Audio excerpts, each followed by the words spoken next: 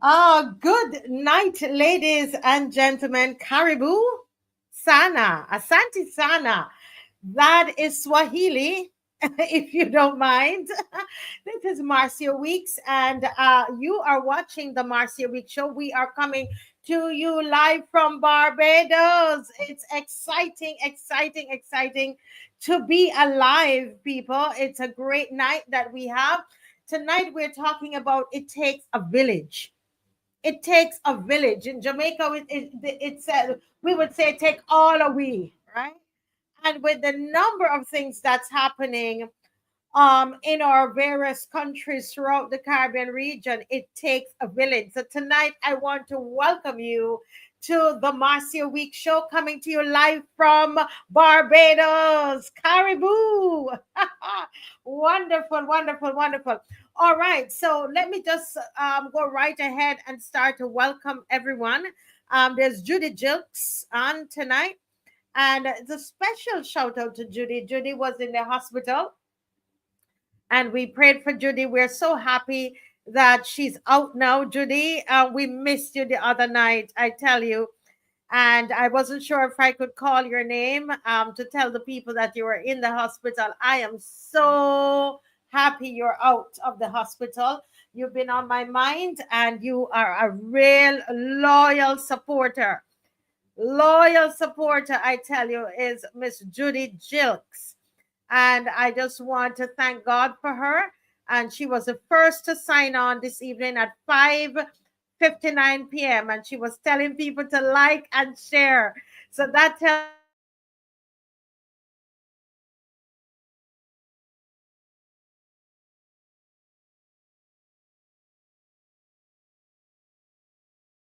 welcome, welcome, welcome, Mildred. Welcome, welcome, welcome.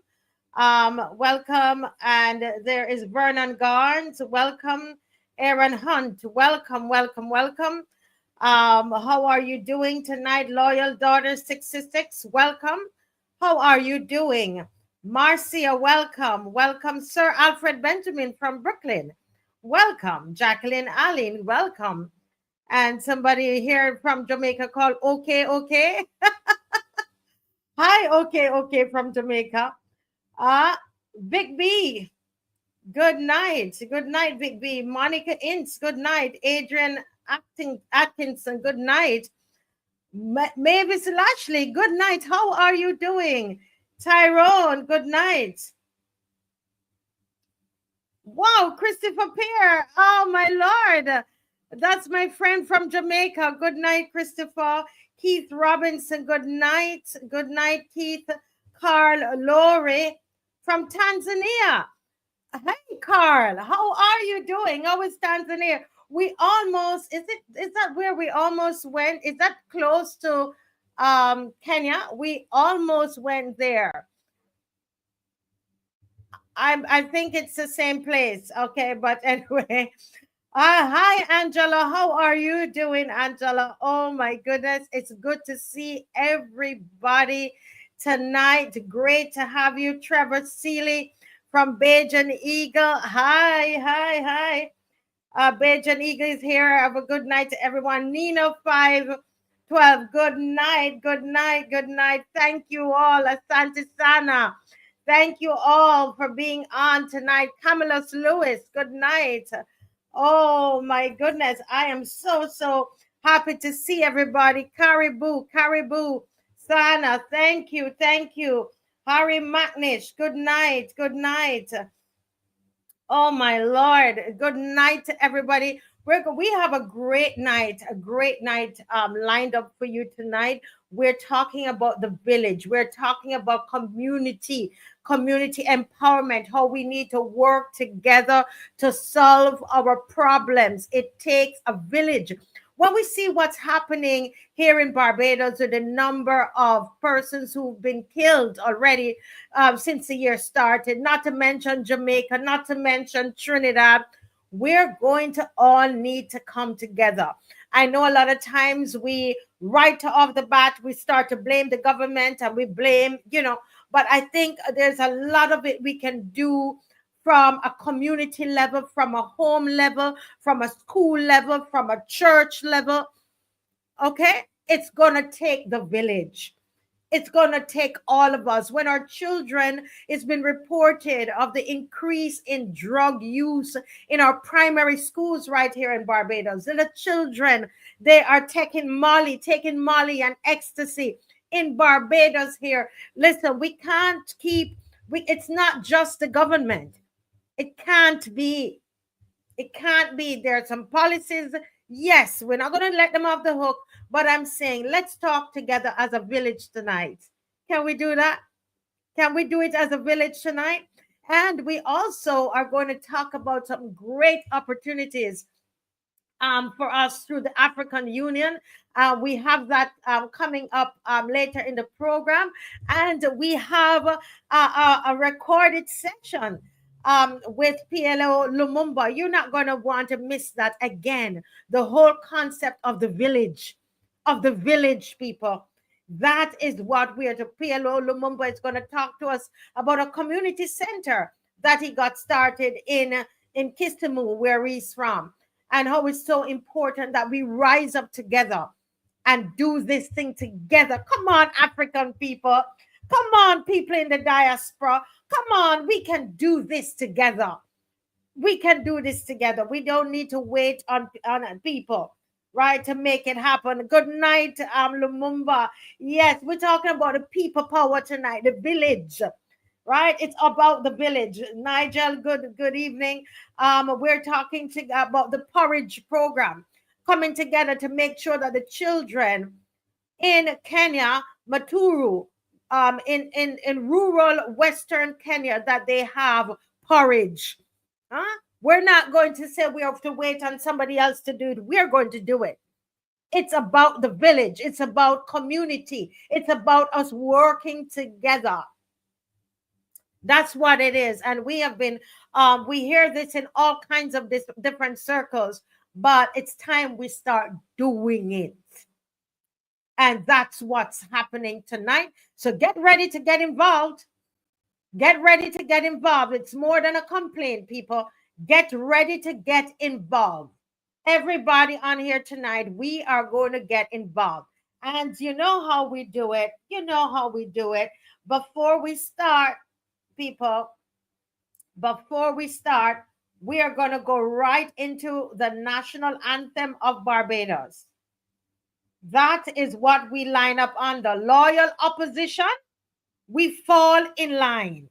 The citizens of Barbados, the citizens in the diaspora, the people, the citizenry, civil society, that's who make up the village. That's who we're talking to tonight, okay? Hi, Dominica is in the house, and we're going to all stand to the playing of the Barbados national anthem.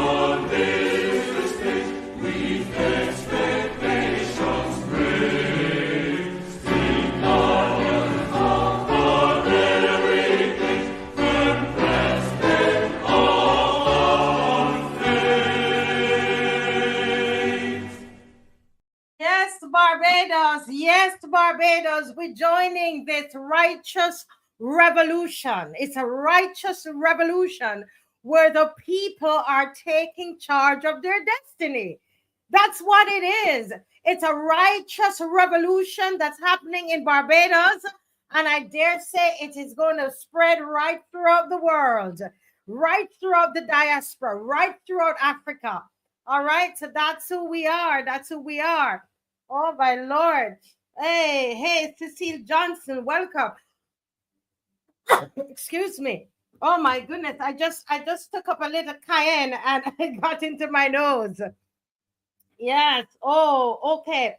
Angela is saying, let no only death in communities bring us together. Correct. Oh my goodness, my goodness, my goodness, my God. Many hands will make light work. All right. So we are working together. We are working together. We are builders. We communicate well together. We can live together, rooting for each other. Yes. That's who we are. That's who we are. Well, tonight, we are going to talk just a little bit. We're going to spend about 3 minutes or so talking about the Porridge project. So if Dave can put that on the screen for me, I would really, really appreciate it while you like and share.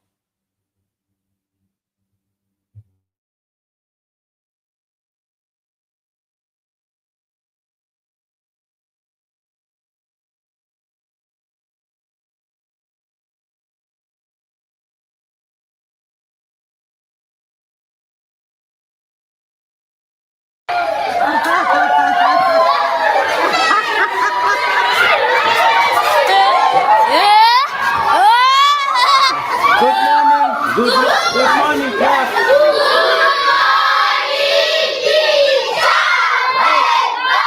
How are you? We are fine, thank you. Very, very good. Asante sana. Asante sana. Hao ni wageni wametembelea shule kidogo, wamefurahi kuwaona nyinyi, na vile mmeonyesha furaha hivi pia unaona vile wamefurahia. Sasa wakati wanataka msikae msome, wamekuwa wamewasalimia tu kwa hewa hivi, alafu waendelee kutembelea. Mtawakubalia watoto waende watembee. Mnataka msikie sauti yao? Yes. They are telling me I had asked that if they would release you to go, you are just visiting and saying hi to them, and they are telling you that they do not want you to go until you say something to them when you go. Okay, asante sana. Did I say that right? Yes. That's good. I said thank you very, very much for for welcoming us here. I heard when you say welcome, because you speak very good English. Yes. Do you do good in English in class? Yes?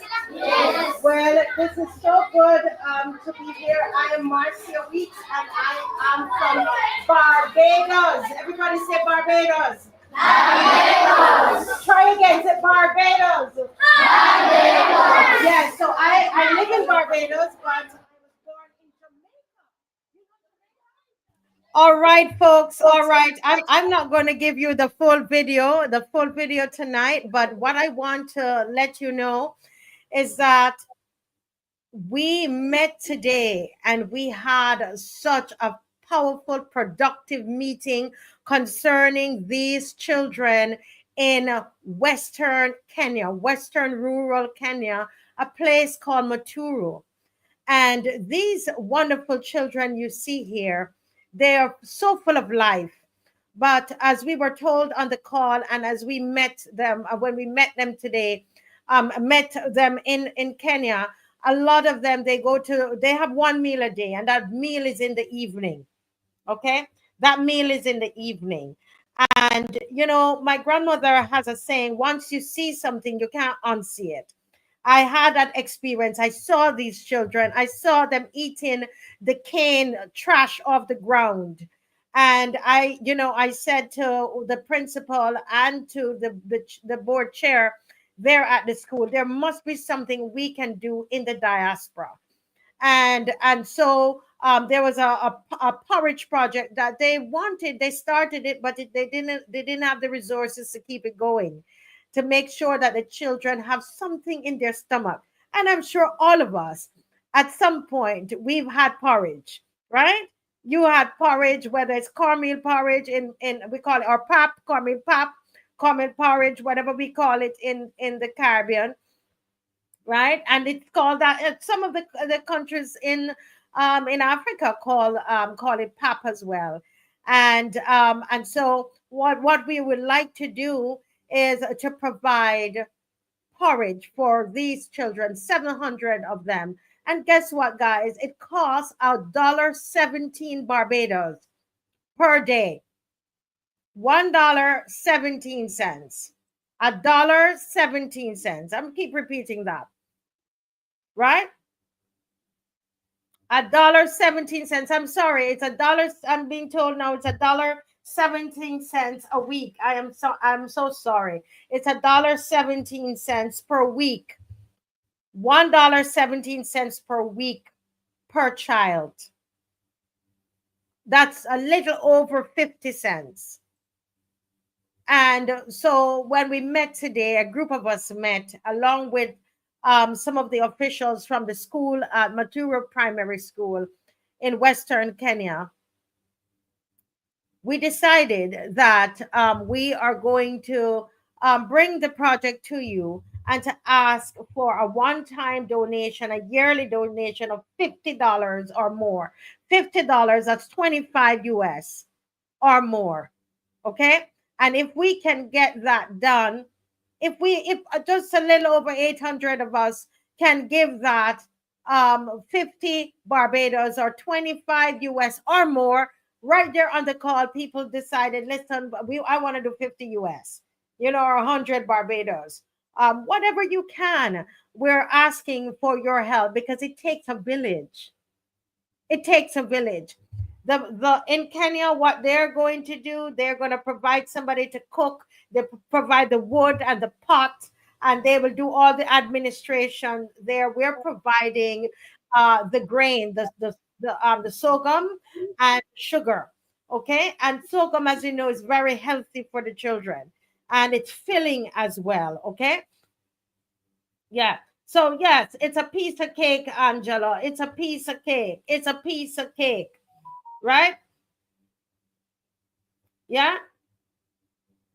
It's a piece of cake. One person, I remember Manasseh King said when I mentioned this, he said, Marcia, I decided that I'm going to stop drinking sweet drinks. And he said, I'm going to donate that yearly amount. I'm going to calculate how much I would spend on my sweet drinks, and I'm going to donate that. And so people have started donating. We have our systems in place. Maxine McCLEAN is making sure that everything stays clean, okay? And we can get it to them, the funds to them, because it takes a village. It takes a village. That's an African proverb. And I'm seeing my friend Christopher Pear saying, where my headspace is already as an educator, parent, a Christian, and community advocate. And I can tell you, Christopher Pear is a community advocate. He works with the children in the inner city, from the community that I'm from in Jamaica. So I can vouch for Christopher Pear. As it is said, it takes a village to raise a child. However, the child center to this mapping. However, the child centers to this mapping. Everybody revolves around them. In that, every action must have the child as the center. In addition, this organization structure includes government, etc., etc. Yes, I understand that it involves government. Thank you for reminding us of that, Christopher. But on this particular instance, I really want to mobilize civil society. I want to mobilize the community. I want us to stop expecting the government to do everything, because we will wait and they will never come. We have been waiting on them.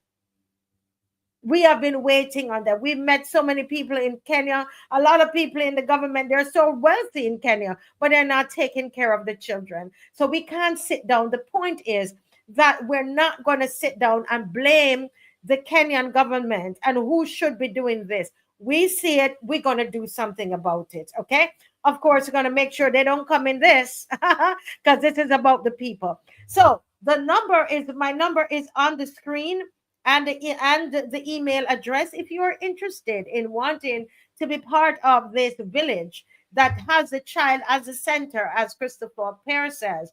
I'm going to ask you to WhatsApp me, or you're going to email me to get the information. If you're overseas, you can we have a PayPal account and all of that. We're getting everything set up.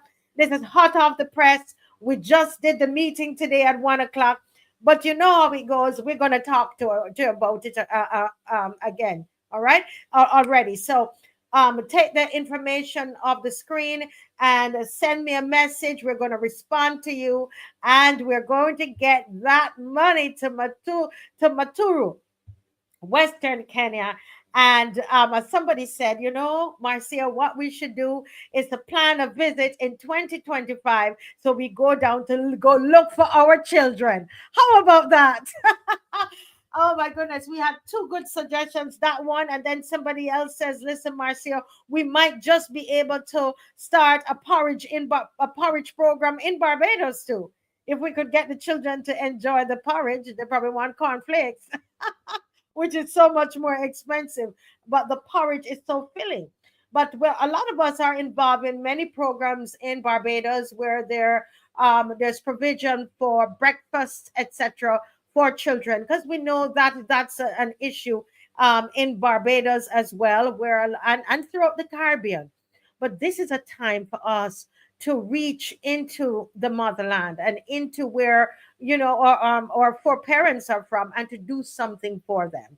Okay, so so that's our little project there that means so much. What I'm going to ask you to do is to send us a WhatsApp. Okay, send a WhatsApp message to the number, and we're going to reach back out to you and let you know how you can give. Very soon we're going to have a poster already for you, and a video, that small video, about 30, a small ad, about 30-second, 30-40-second ad that you can send around. And let's give the children in Maturo a real blessed um, breakfast. Yeah, a bowl of porridge. Dave, can we see that bowl of porridge again?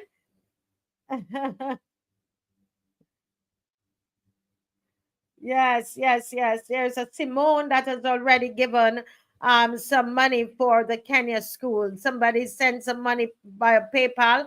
If Dave could put the PayPal address on right now on the screen, I believe that people would be able to. Yes, Agnes. Okay, let me just take a pause and read the chat. Agnes from Bahamas. Agnes, I'm going to ask you because the chat does not stay up and we do not know how to contact you. So we're going to kindly ask you, Agnes, to write off this information, the email address, and also to write the number. Okay, and let's get these children some porridge. All right. Simone, thank you for that gift via PayPal.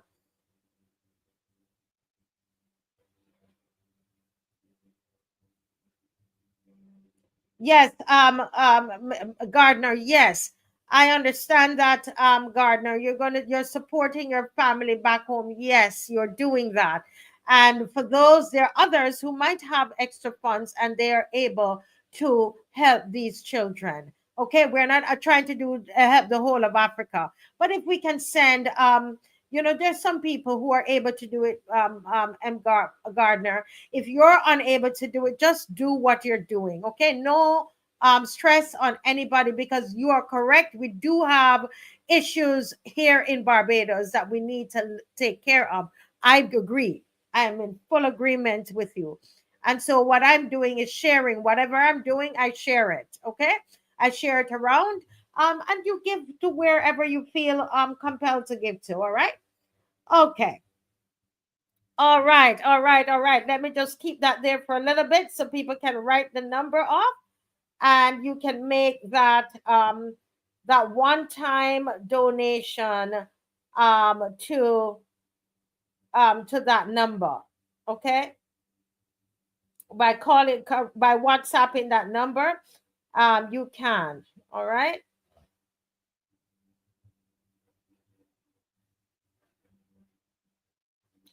All right.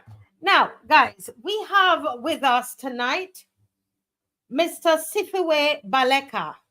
Mr. SIPHIWE, SIPHIWE. I must pronounce it properly. SIPHIWE BALEKA.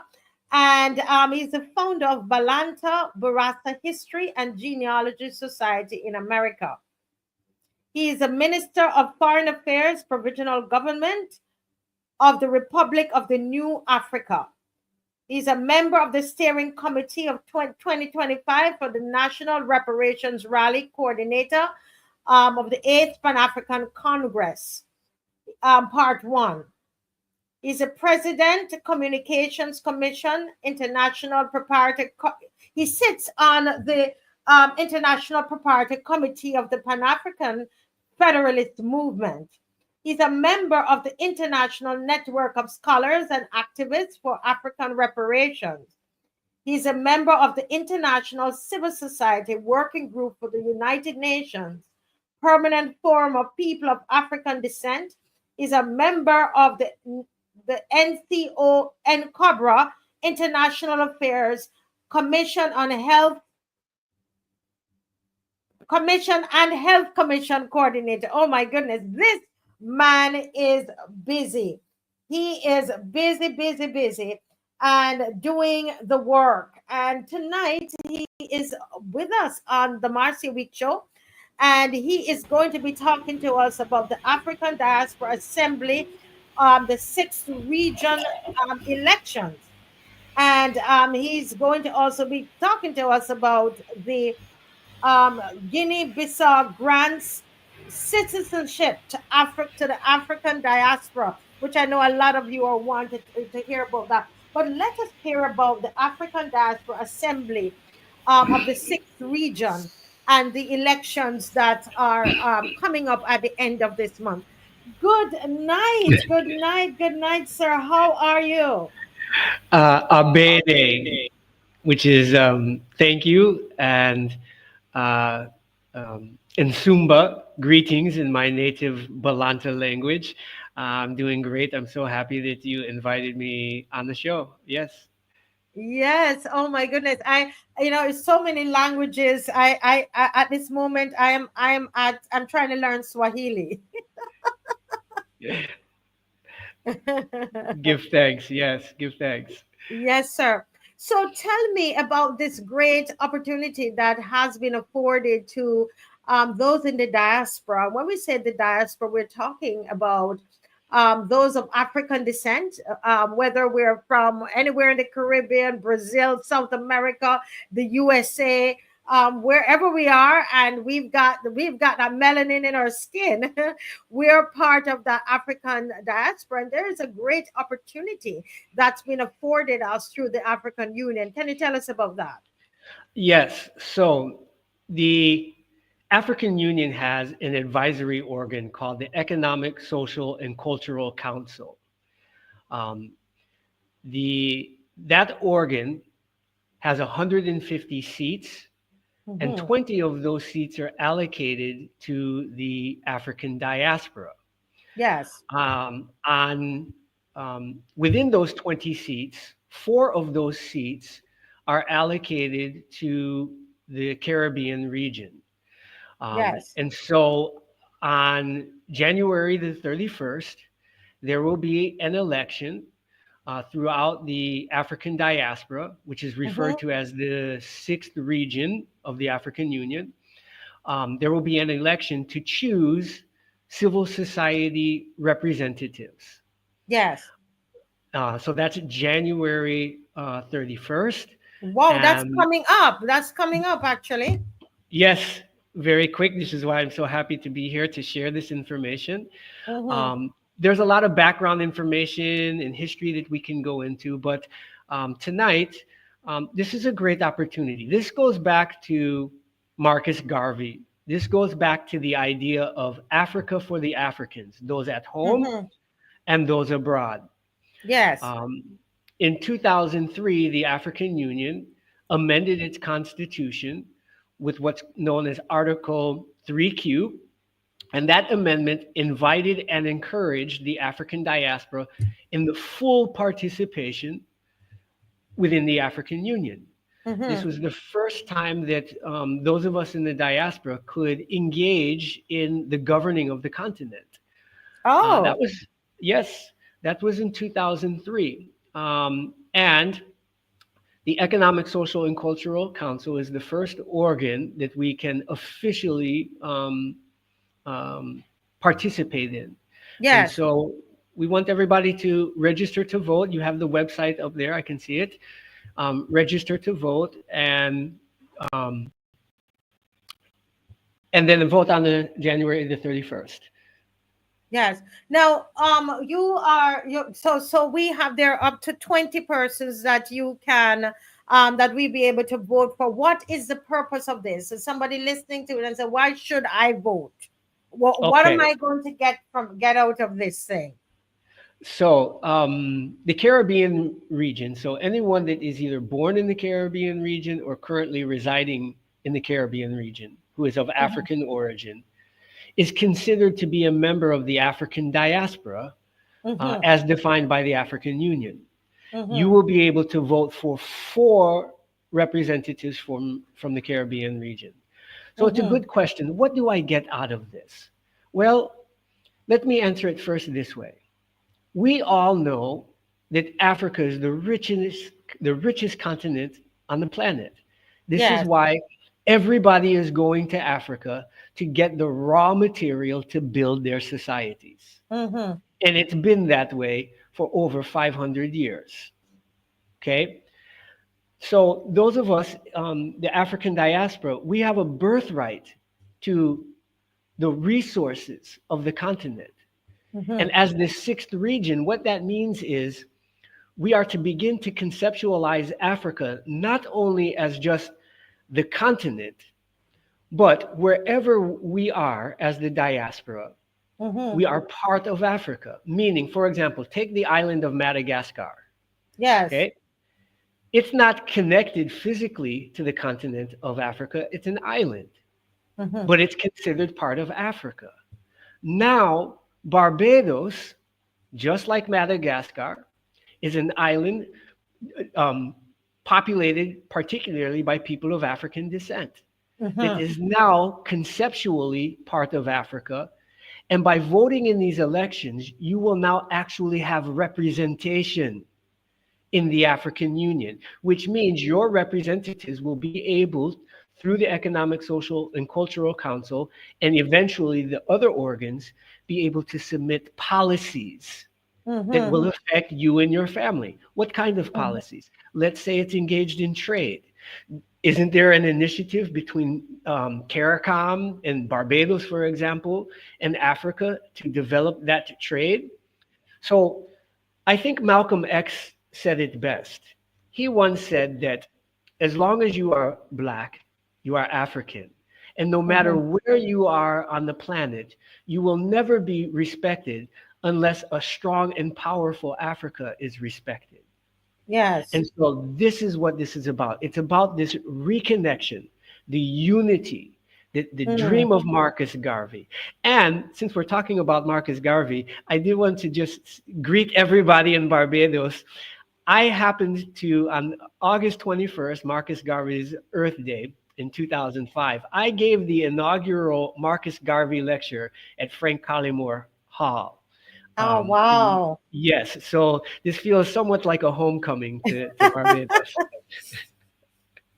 This is awesome. So this you're saying it's an opportunity for us to be part, to truly be part of what's happening there, what's happening in Africa. I mean, we've been considered the 6th region, right? And Yes. this is and how long ago that they have slated this part of the world as a 6th region of Africa? How long was that? So the formal sort of announcement where this all began was February in 2003. The African Union had just been formed, Mm-hmm. It was the replacement for the Organization of African Unity. Mm. That was the organization that was set up after the Italian invasion of Ethiopia, um, that kicked off the liberation movement in Africa. And by 1963, there were 33 or 34 independent African states that came together that formed the Organization of African Unity with a Mm-hmm. mission of liberating the rest of the continent that was occupied by colonial forces.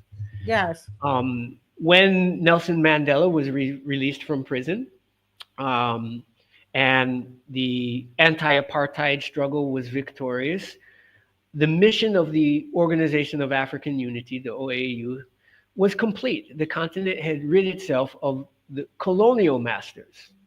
Of Mm. course, we are now dealing with neo-colonialism in Africa. Correct. But at that time, the Organization of African Unity had um, transformed itself into the African Union. And the African Union said, all right, now we cannot go forward without the African diaspora as our brothers, our sisters, and our partners. And so the African Union invited the diaspora to join it. And that was in 2003. And the first sort of assignment was given by the Economic, Social, and Cultural Council, its statutes, Article Mm-hmm. 5, Section 3, which said, African diaspora civil society, organize yourself, create your election modalities, and elect 20 representatives. And we have been trying to fulfill this ever since. Wow. And now we have the opportunity to do exactly that. Organize ourselves, hold our own elections, and elect our representatives.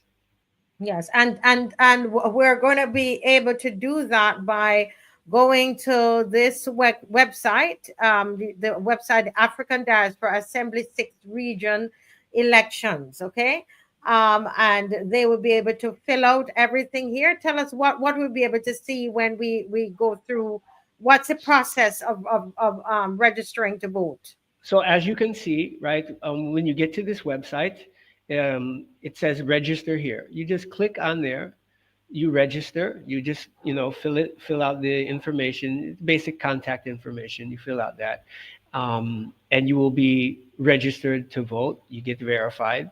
And then the information on how to vote on January 31st will be sent to everyone that's registered so that they Mm-hmm. can cast their vote.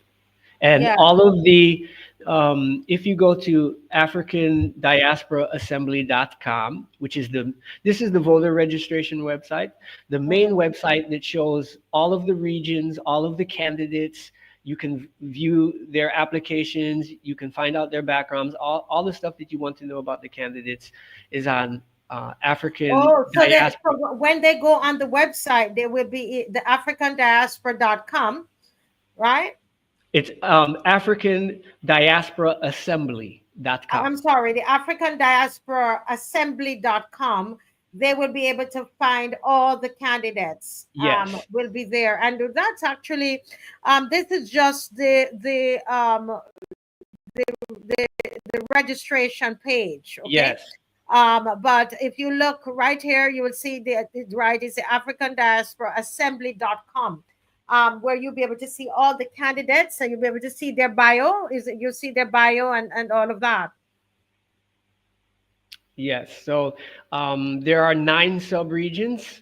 You have Canada, United States, Central America, South America, Caribbean. Brazil is considered its own region as the Western Hemisphere. And then on the other side of the Atlantic, you have Europe, Middle East, Asia, Oceania. And so again, you're on the website, all of the information there goes into the history about this because there's a long history. There's even some controversial aspects about the history. But all the information is there. It's on there. Someone is asking a question. If they're wanting to know if CARICOM Has CARICOM nominated or selected anyone? Is what they're asking. So CARICOM as the governmental or quasi-governmental union. No, this is a non-government civil society initiative. Ah, So there are members within the Caribbean region that have nominated candidates, but this is a non-governmental, this is a civil society. And the civil man, society, civil yes, society. So you're dealing with just people, just citizens, really. So they've yes, asked us citizens. I understand. Yeah. yes, absolutely. Mm-hmm. Activists, you have organizations that are doing work in education or health or youth sports.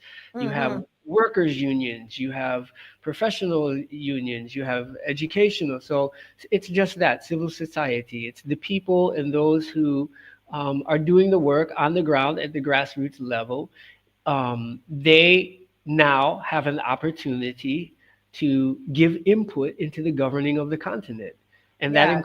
that includes when I say the governing of the continent, that includes the African diaspora, which is scattered outside of the continent. Mm-hmm. Okay, and so some the Christopher Pear wants to know if anyone has been selected from the Caribbean as yet. What I think I hear you saying is that there are on the website that we're looking at, Africa, the African Diaspora Assembly.com, you already have some nominees there from the Caribbean, right? Yes, so there are candidates that have completed the candidate application process, and there are um, 15, 17 more people in the Caribbean region that I'm aware of that have filled out that candidate application. So we expect those to be added to the website as soon as they're sent in. There have been town hall meetings in all of the subregions where hundreds of people have been listening to the candidates talk about their issues, their visions. It's a learning process for all of us because the average person, we don't know very much about the African Union, its structures, its organs, what it does. We don't understand that they are in the process of choosing a new chairperson for the African Union on the government, that deals with the government side. But the African Union recognizes that the average person through civil society has a role to play. And so the African Union has its Citizens and Diaspora Directorate that is responsible for the Diaspora Initiative. And then the Economic, Social, and Cultural Council is another organ within the African Union. And again, out of 150 seats on that council, 20 of them are reserved for the diaspora. They have been unoccupied Mm. since we were mandated, we, African Diaspora Civil Society, since we were mandated to organize ourselves and hold elections, those seats have been unoccupied for 20 years. Mm. So it's important now. This is a great opportunity for all the diaspora, and that's in Barbados and throughout the Caribbean region, to say, here are the people that we, the diaspora, would like to see seated in the Economic, Social, and Cultural Council. Okay. And Well, they're well, yeah. primarily to submit proposals on the various orders of business that the African Union is involved in, whether that's peace and security, whether that's youth mobilization and education, whether it's citizenship. And this year, 2025, the theme of the African Union is justice for African people and people of African descent through reparations. So all Mhm. throughout the year, reparations is going to be the theme for a number of events sponsored by the African Union. Yes, so this is something. Well, it's the African Diaspora Assembly.com, and where you can go and get more information about it, and where you can also register to vote. All right, so you can go to the African Diaspora Assembly.com to find out more information and to register to vote. Well, we're just about we're out of time, but I would love if you could even just start this process. You have to come back to tell us about what's happening in your country. Well, it's now your country where we are being told that they are offering us. What are they offering us? Citizenship. Yes. So very briefly, I took a DNA test and discovered that my paternal ancestors are the Balanta, whose homeland is Guinea-Bissau. I moved here in 2021, and I was given citizenship. And Mm, that precedent allowed me to build a program, a decade of return program, much like you've heard about in Ghana and Sierra Leone and other places. So mm. Guinea-Bissau now has its decade of return program. And earlier this month, January 16th, we had 30 people apply for citizenship, and the first 9 were given their citizenship, and we Mm. expect the remainders to get them in the next few weeks. So it's Wow. yet another country in Africa. It's a very small country just south of Senegal and the Gambia on the west coast. So you can barely see it on the map that you're showing. It's the little pink country just above Guinea and just below Gambia. So it's a very small country, but as you know, so many 12 millions of us were taken from the continent, and that includes all these Yes. What's the on the population? What's the population there? just 2 million. 2 million. Wow, I tell you, Africa is something. Just 2 million. Just 2 million, yes. And it's a small, it's a small. So you heard that, guys. Again, you can always message me. I can pass on the information for SIPHIWE, Baleka, and Yes, he will get you organized to get your citizenship. Right. absolutely. That would be awesome. Well, thank you so much, SIPHIWE, for joining us tonight and for giving us this very important information. So remember, it's the Africa Diaspora Assembly.com that you go to actually find out more about. It's always good to research, and then you can register to vote. When you go there, you'll be able to see the profiles of all the persons from the various regions. Is that what you call it? Yes, Right, yeah. and you are able to vote. Okay, so yes, I thought this was very informative. Yes, I think that is important that we get the information. I know some of you in the comment section is say, well, we want to talk about the issues of Barbados, but we are part of a whole. We are part of the world. And so I think it's important that we do this. All right. Thank And I you, might, if I Sipo. could add real quick, there's a partnership developing between Barbados and the African Union. So this is very much right part of an emerging development and partnership with the people of Barbados. Mm. So we really need to know about it. Yes. Yes. Okay. All right. Here I see some people in the comment section. Angela Knight and some of the others. Call Christopher Pear. Make sure reach out to me, guys. You want more information? Reach out to me, and I will pass on your information to SIPHIWE. Thank you, Mr. Baleka, for joining us tonight. Thank you so much. Thank It's been thank very you for informative. having me. Thank Yes, you. sir. God bless. Bye bye. Yes. This is wonderful. Good night. Look who is on my screen. Look who is on my screen tonight. Oh my goodness. The one and only Mr. GLYNE Murray. Well, thank you. I'm just as excited about seeing you back as you apparently are about me, but you are an international celebrity. I am Oh, just merely a Barbadian citizen. Well, welcome back. listen, listen. I'm a Barbade. I'm a Bay Jam. I'm a Bay Jam, right? Oh Good my to see goodness. you. I'm just a Bay Jam, just like you. Just an ordinary citizen. Thank you Yeah. very much. Welcome.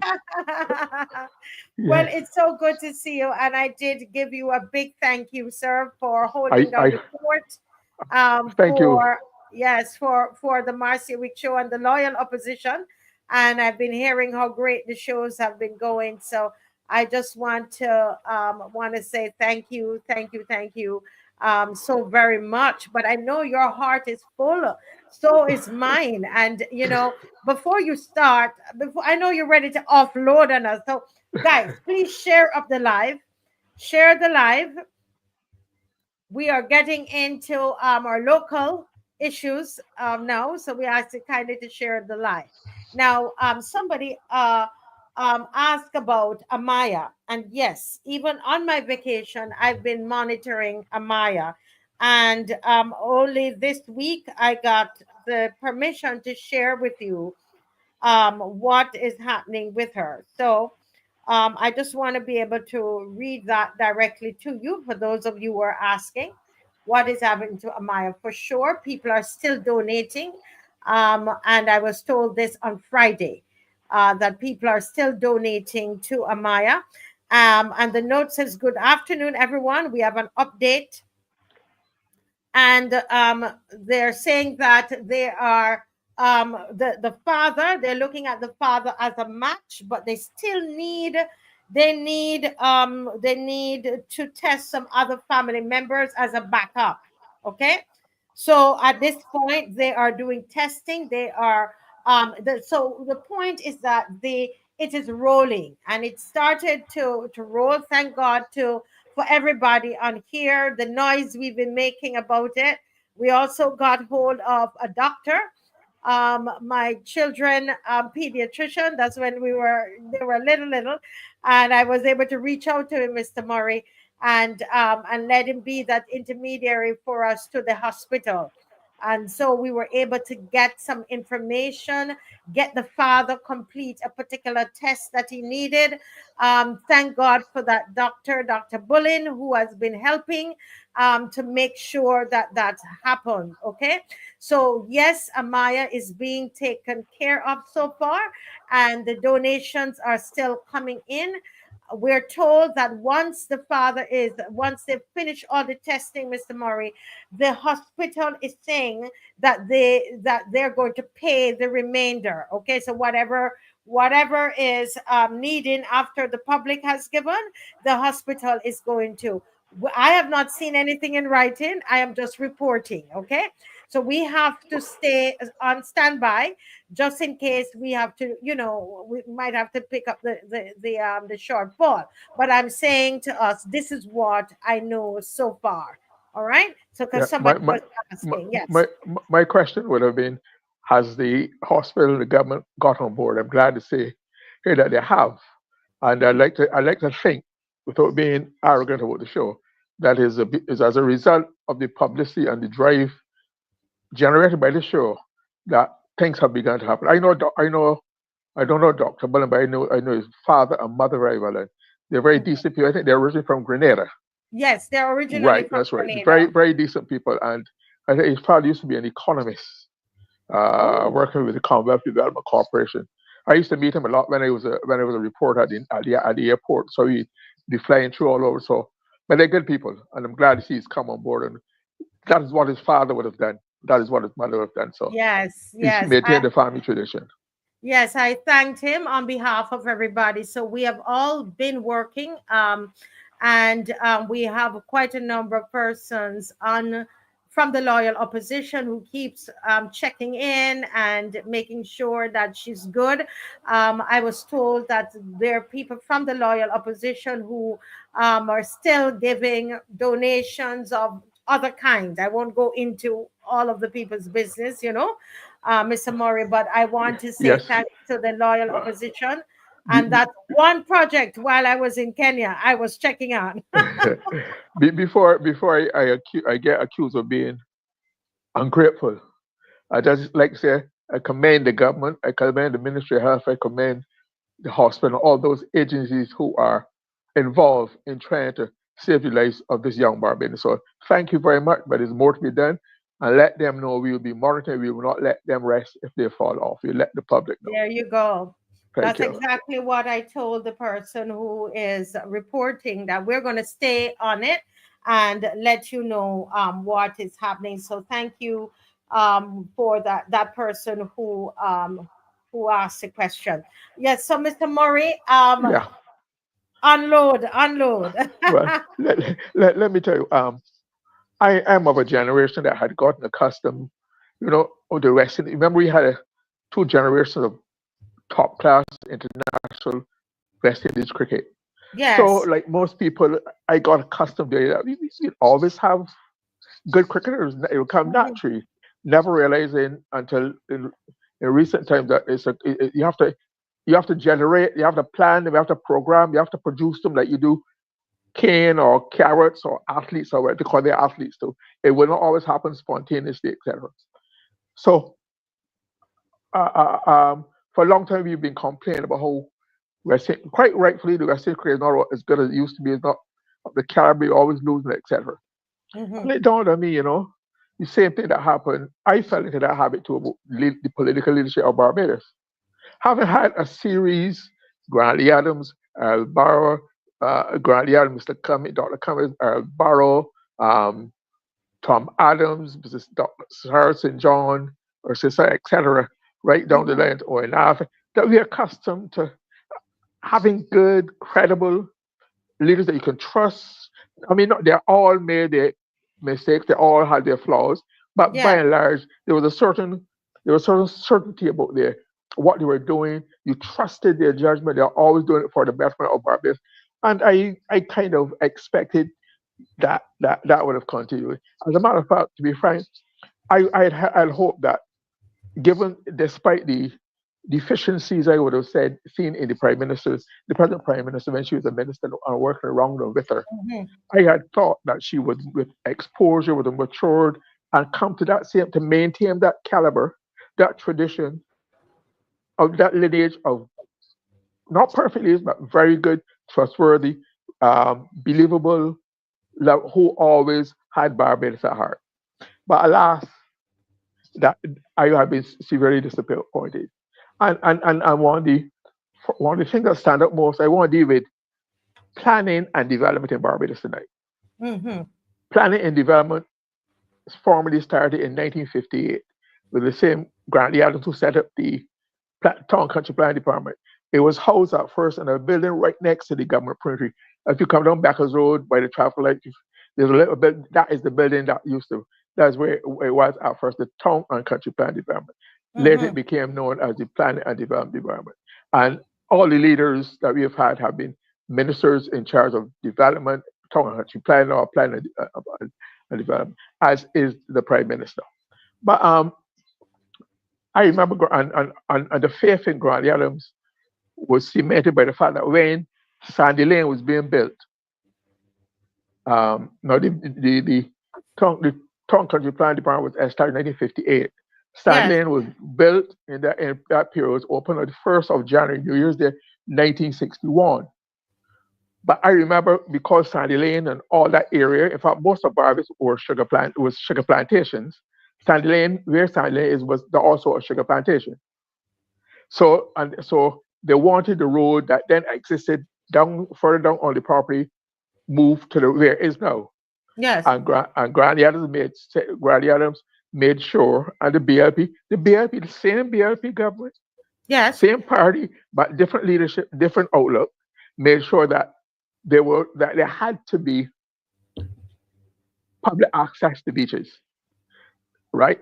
And that has been the understanding. I think it's in some regulation, etc. It has not admittedly been policed and maintained and inspected to make sure it happens as before. But the point of that has been going back since the days of Sandy Lane, Yes. right? So Barbadians have become accustomed. This is all part of our national patrimony. It was put in law.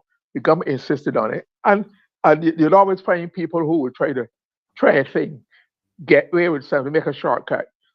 Yeah, it is fine, but the system's supposed to be there to police them and make sure that even when planning is being sought and given, it should be made clear that you have to have not some rinky dinky half foot of stretch.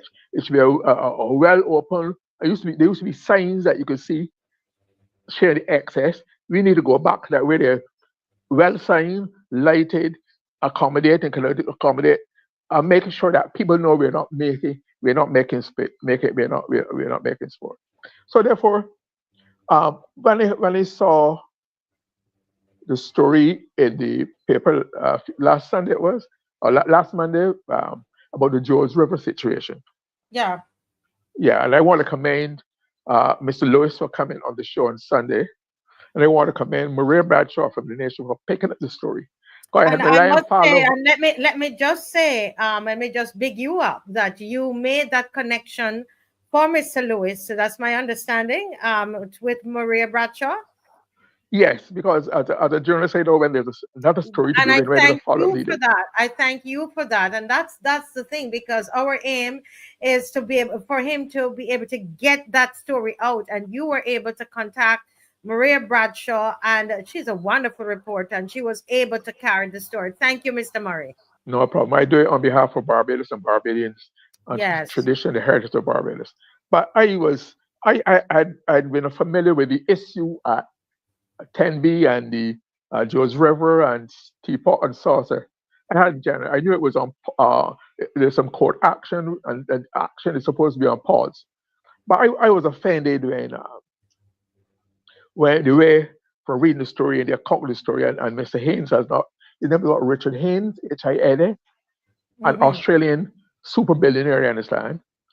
His attitude, his attitude and the steps he took, knowing that there was a halt of action on the project, for him to put up this caution tape, and the way he treated and accosted Ms. Lewis, I was personally offended, because I'm very familiar with the fact of the whole Australians.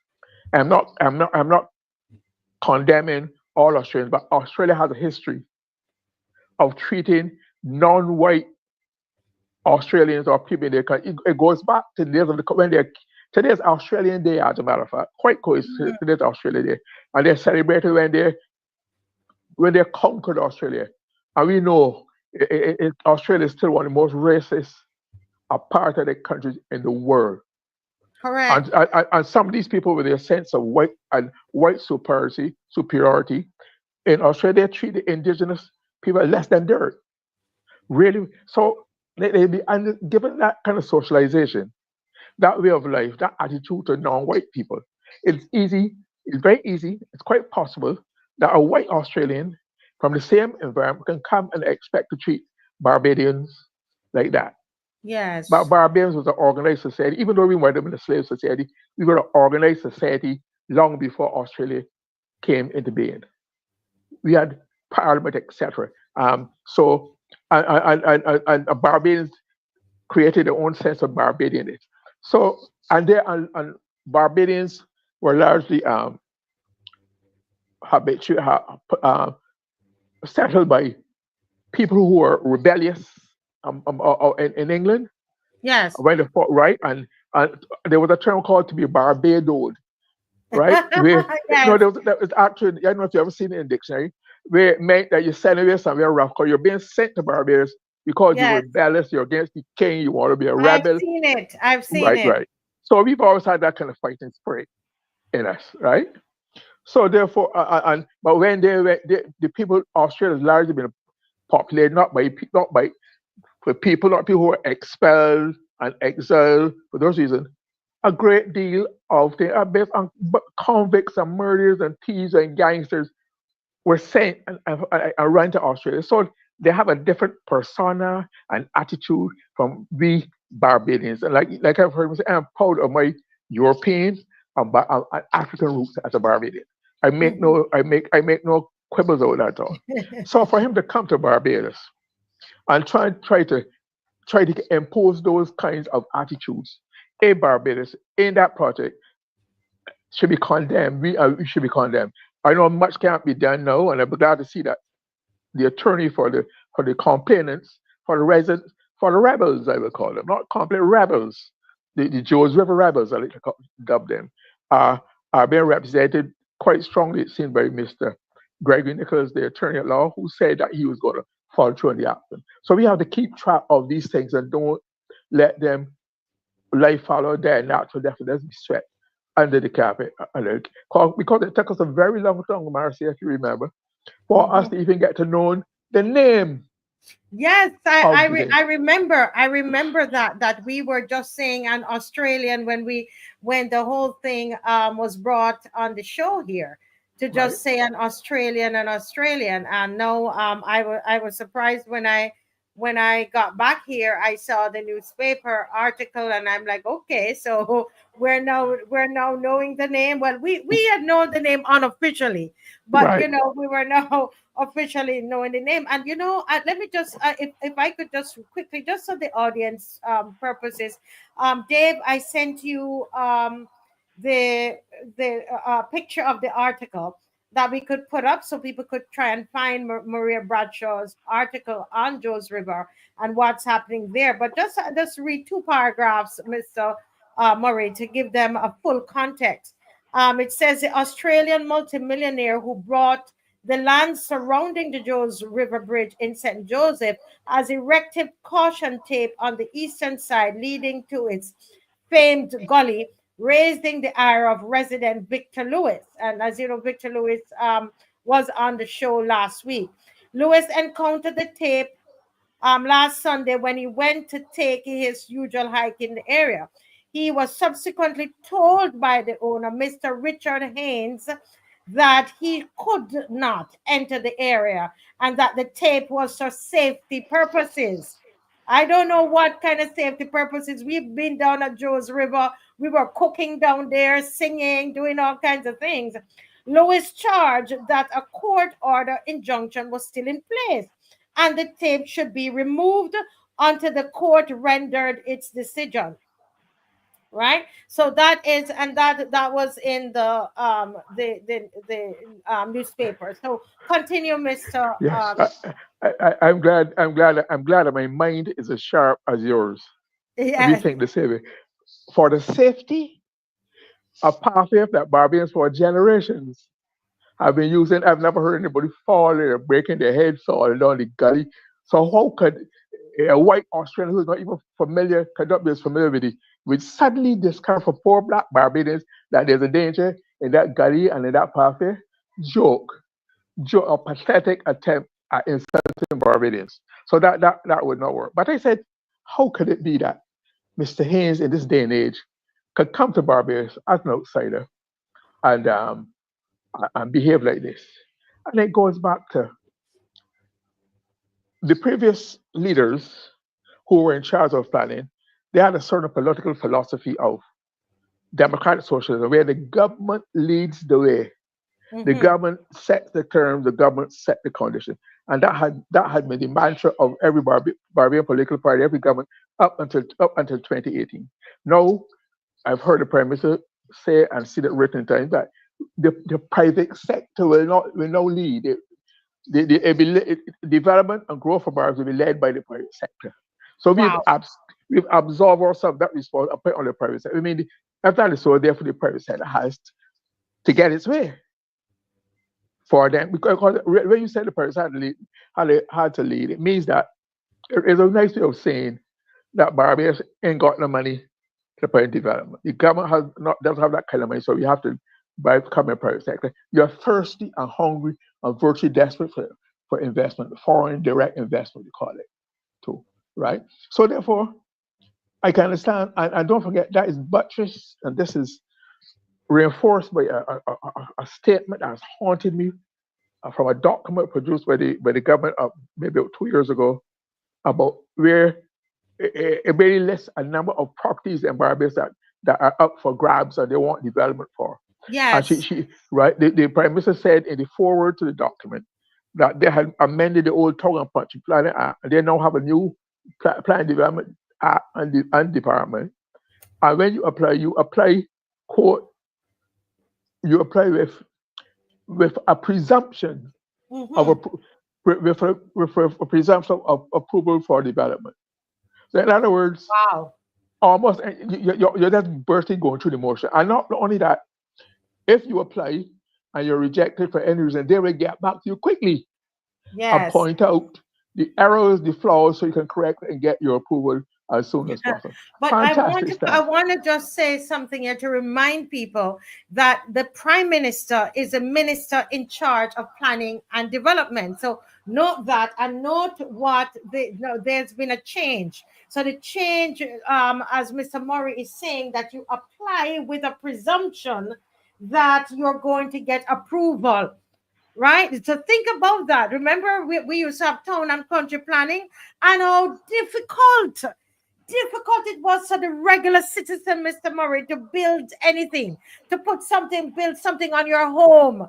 You remember that, Mr. Murray? That's right. It was so difficult. And now it's all these foreign investors are being encouraged, right?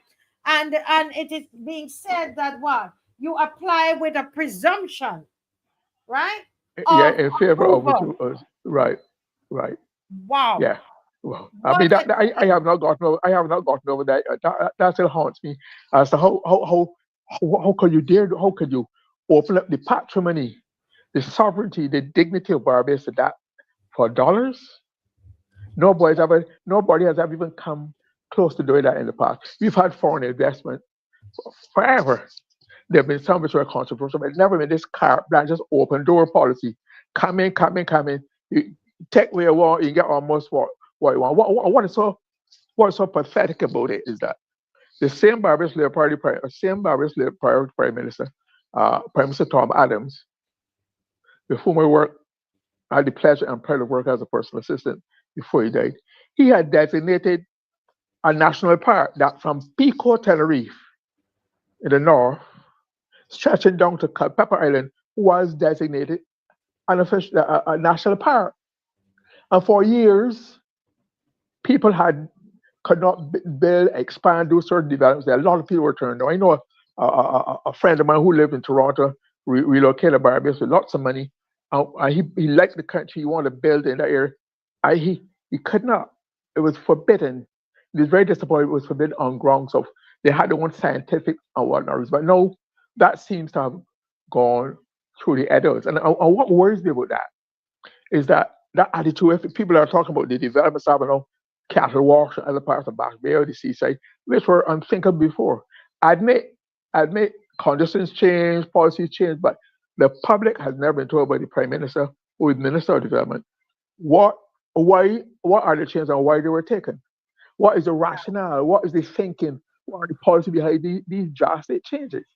But don't forget, Mr. Murray, I want us to ask the people that are Barbadians who are listening, because sometimes you're wondering, do we really understand what this means? Do we understand when the Prime Minister, who is a minister over planning and development, the same town and country planning, it's not planning and development, is saying that when that developer applies to the planning and development, listen people, listen Barbadians, that there is a presumption of approval for the development.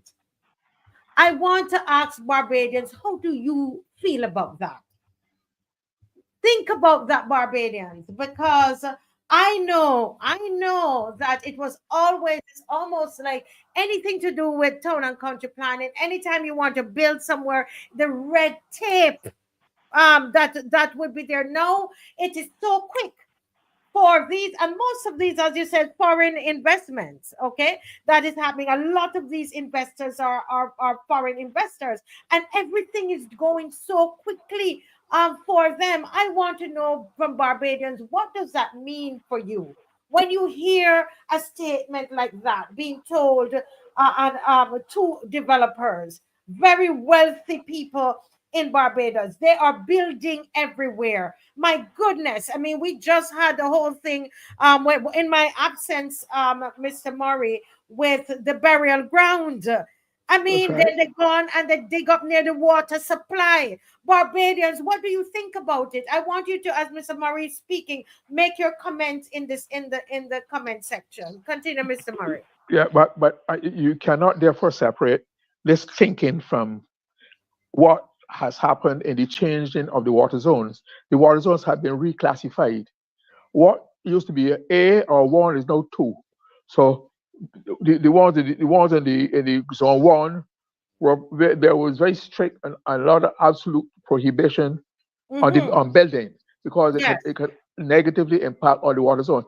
So you take that area on it's the same area geographically, physically, right? All kind of leads you think about. It's still the same area, but you now call it zone 2, and building is okay. But because you change something on paper from 2 to 1, it does not change the topography, the makeup of the earth. It does not change the biology, the physiology, the physics, the chemistry that all go in, that were for good reasons. Mm-hmm. All Yes. the previous ministers prohibited, even where the Geriatric hospital is being built that was a cane ground, because that leads on to the Bell pumping station, zone 1. That was a no-go zone. Now Yes. you change it. You change it. We've never given any reason publicly. I've heard. I watched some of the debate when the changes were announced in the House Assembly, but they were never said on what grounds, right? What did the geologist say? What did the geologist say? What did the other people say that would justify? I know there was some talk of technology. Technology cannot defy science. As you were saying now in California, are you seeing in the world with all the climate change, all the disasters and erratic and various changes in the climatic weather conditions? That is nature and science at work.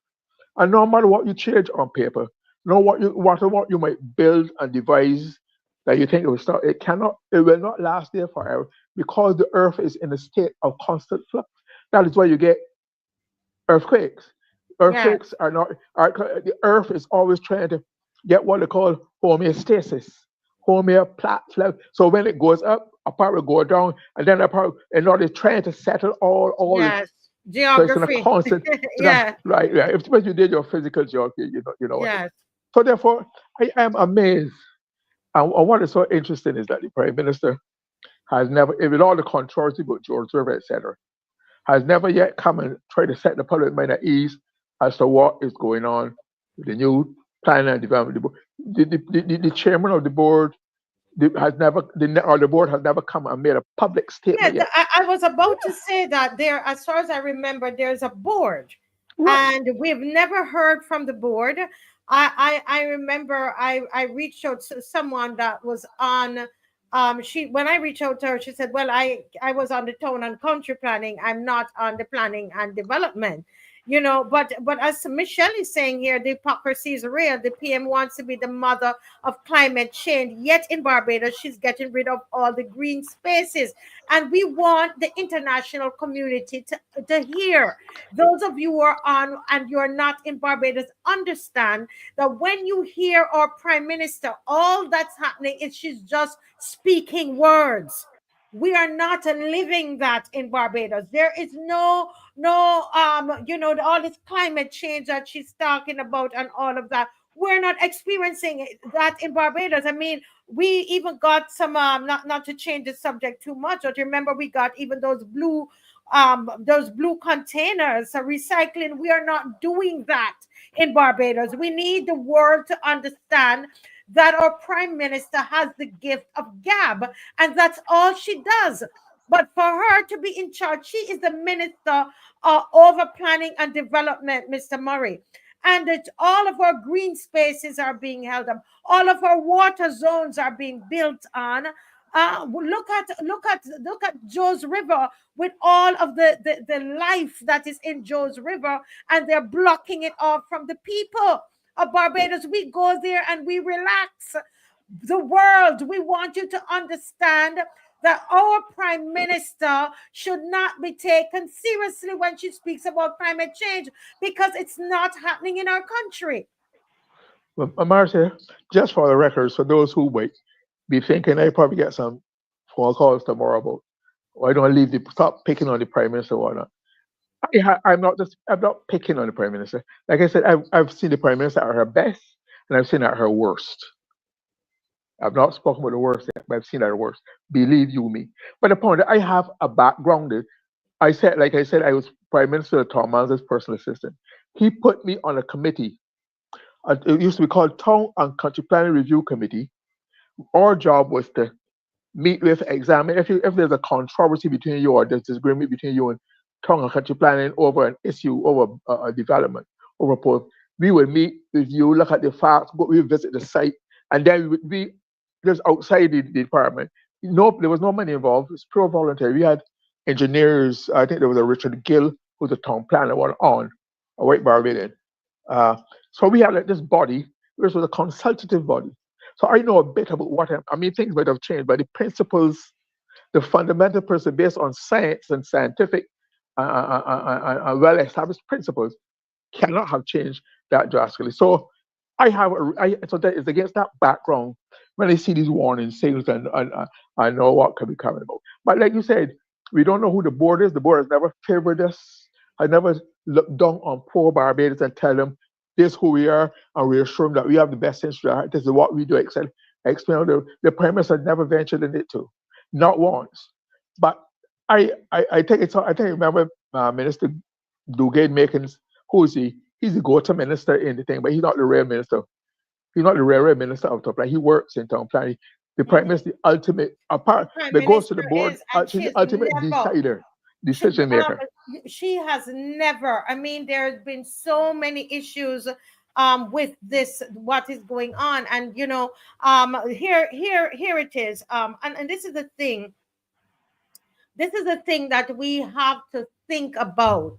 People like Easy D. Come on, guys. Come on. This I see Easy D saying the island needs to be rezoned properly. What Bajans are now dealing with are structures and systems that were put in place from colonial times. Listen, we're not here to don't bring that colonial times to this. Look, answer the question. Look at what Mr. Victor Lewis is saying. That it is alleged that the project in Bathsheba, right, that is on hold, is sinking because it seems as though permission is granted for them to build on a spring. Think about that. Well, if that is okay and that is not building on a spring is colonial. I thought that was common sense. It sounds to me like common sense.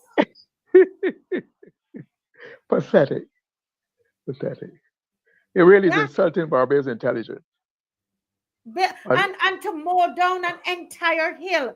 There was a hill that the people in St. Joseph, you know, Mr. Murray would normally go and stand up to look out at a lookout.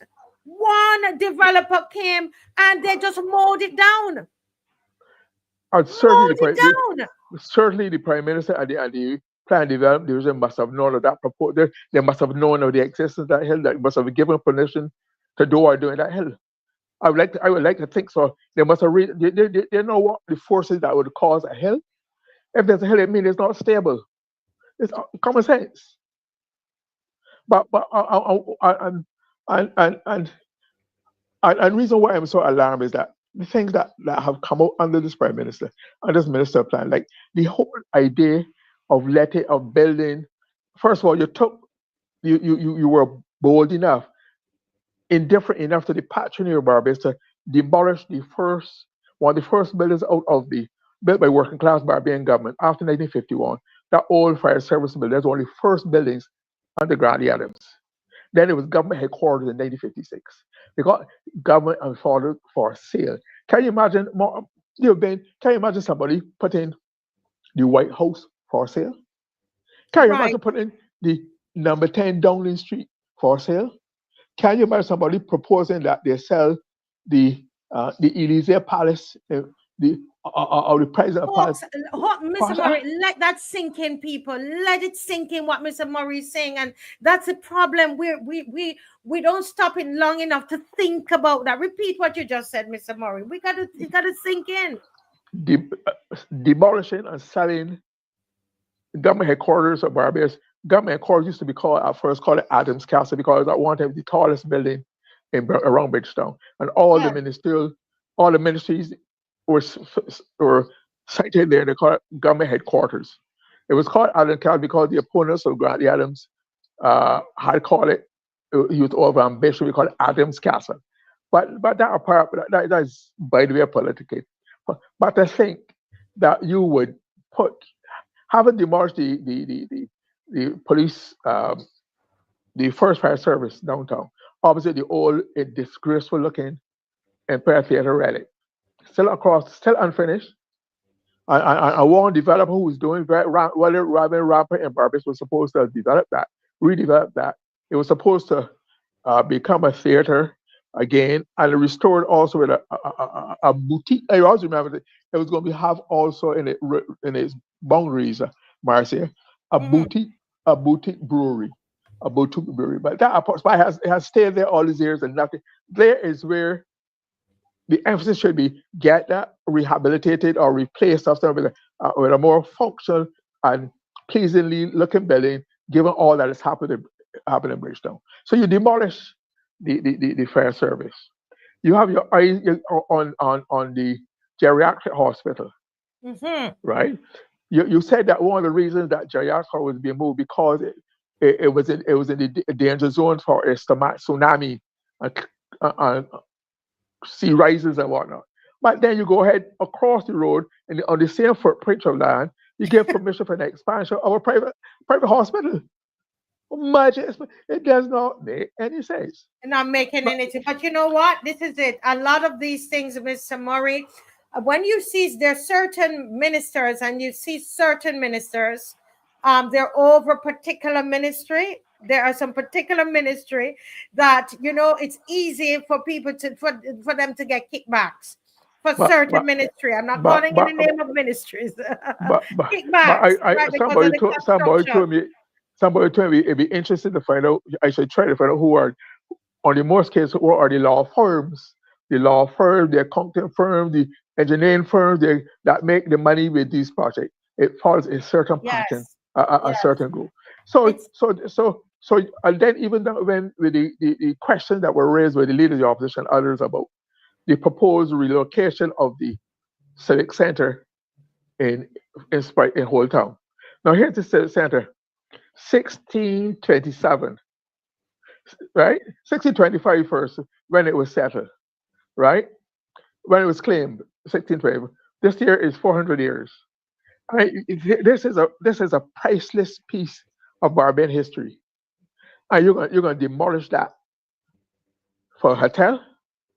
And your lame excuse is that the whole center, the police station, the courts, and the taxes office are in a danger zone, but then you are going to sell it or lease it or whatever you're going to do to a private to go back and build something on the same danger zone. So you mean danger zone only exists for the public sector and not the private sector? You see the contradictions? Yes. It doesn't make any sense. And let me tell you, Barbadians, if you could always close your eyes and go to sleep, go back to sleep, or continue sleeping for some of you. The point is that when this when me and Martley finish with Barbados, it's going to be mash up. That to me, that I can't see any other objective.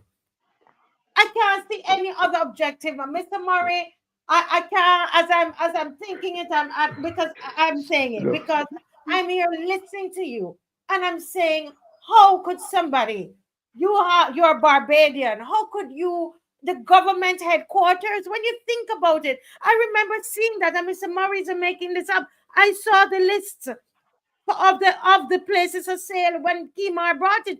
I had to tell Kimar, let me see it myself. I didn't believe how you could sell the government headquarters. And I am very fond of that. Plan to sell. I'm very fond of that government headquarters because that was opened in 1956. I saw I went to school at the garrison where the Defense Force now is. Common Mayor had to be relocated when there were structural problems with the building on Robert Street where the transport board now is available. So we were transferred up there. I saw that come out of the ground. And because it was the tallest building in Barbados, I said to myself, wow, as a little boy, I like to work in that building one of these days. I like to work in there. I had two opportunities to work there. And it's a fine building. There's never been any structural problem. But in 1956, 68 years old, and no problem. You want to sell it? To put what? To put what? I mean, Well, that Mr. is Murray, priceless. Mr. Murray, where's the outrage over this? That's the thing about it. If this is our Barbados that we love, why are we allowing mere market to mash up the country? Why are we allowing mere market to sell out the country to foreign investors? Why are we allowing this to happen? This is what. Where are the Victor Lewises all over this country? Where are they? That is my concern. How on earth she, Mia Motley, I have to call her name because she is a minister over planning and development. And how could you give permission to build on top of a spring when you are telling us there is water shortage? But Marcia, that one of the reasons why I commended Mr. Lewis to coming back to the issue is that there's a real climate of fear in Barbados. People are really scared to speak out. I mean, people I know, some who are still working, who are seniors, some who are retired, and it's not only them, it's their family, the grandchildren. They don't want to be. I mean, it is their reality. And you have to appreciate other people's perception and their reality.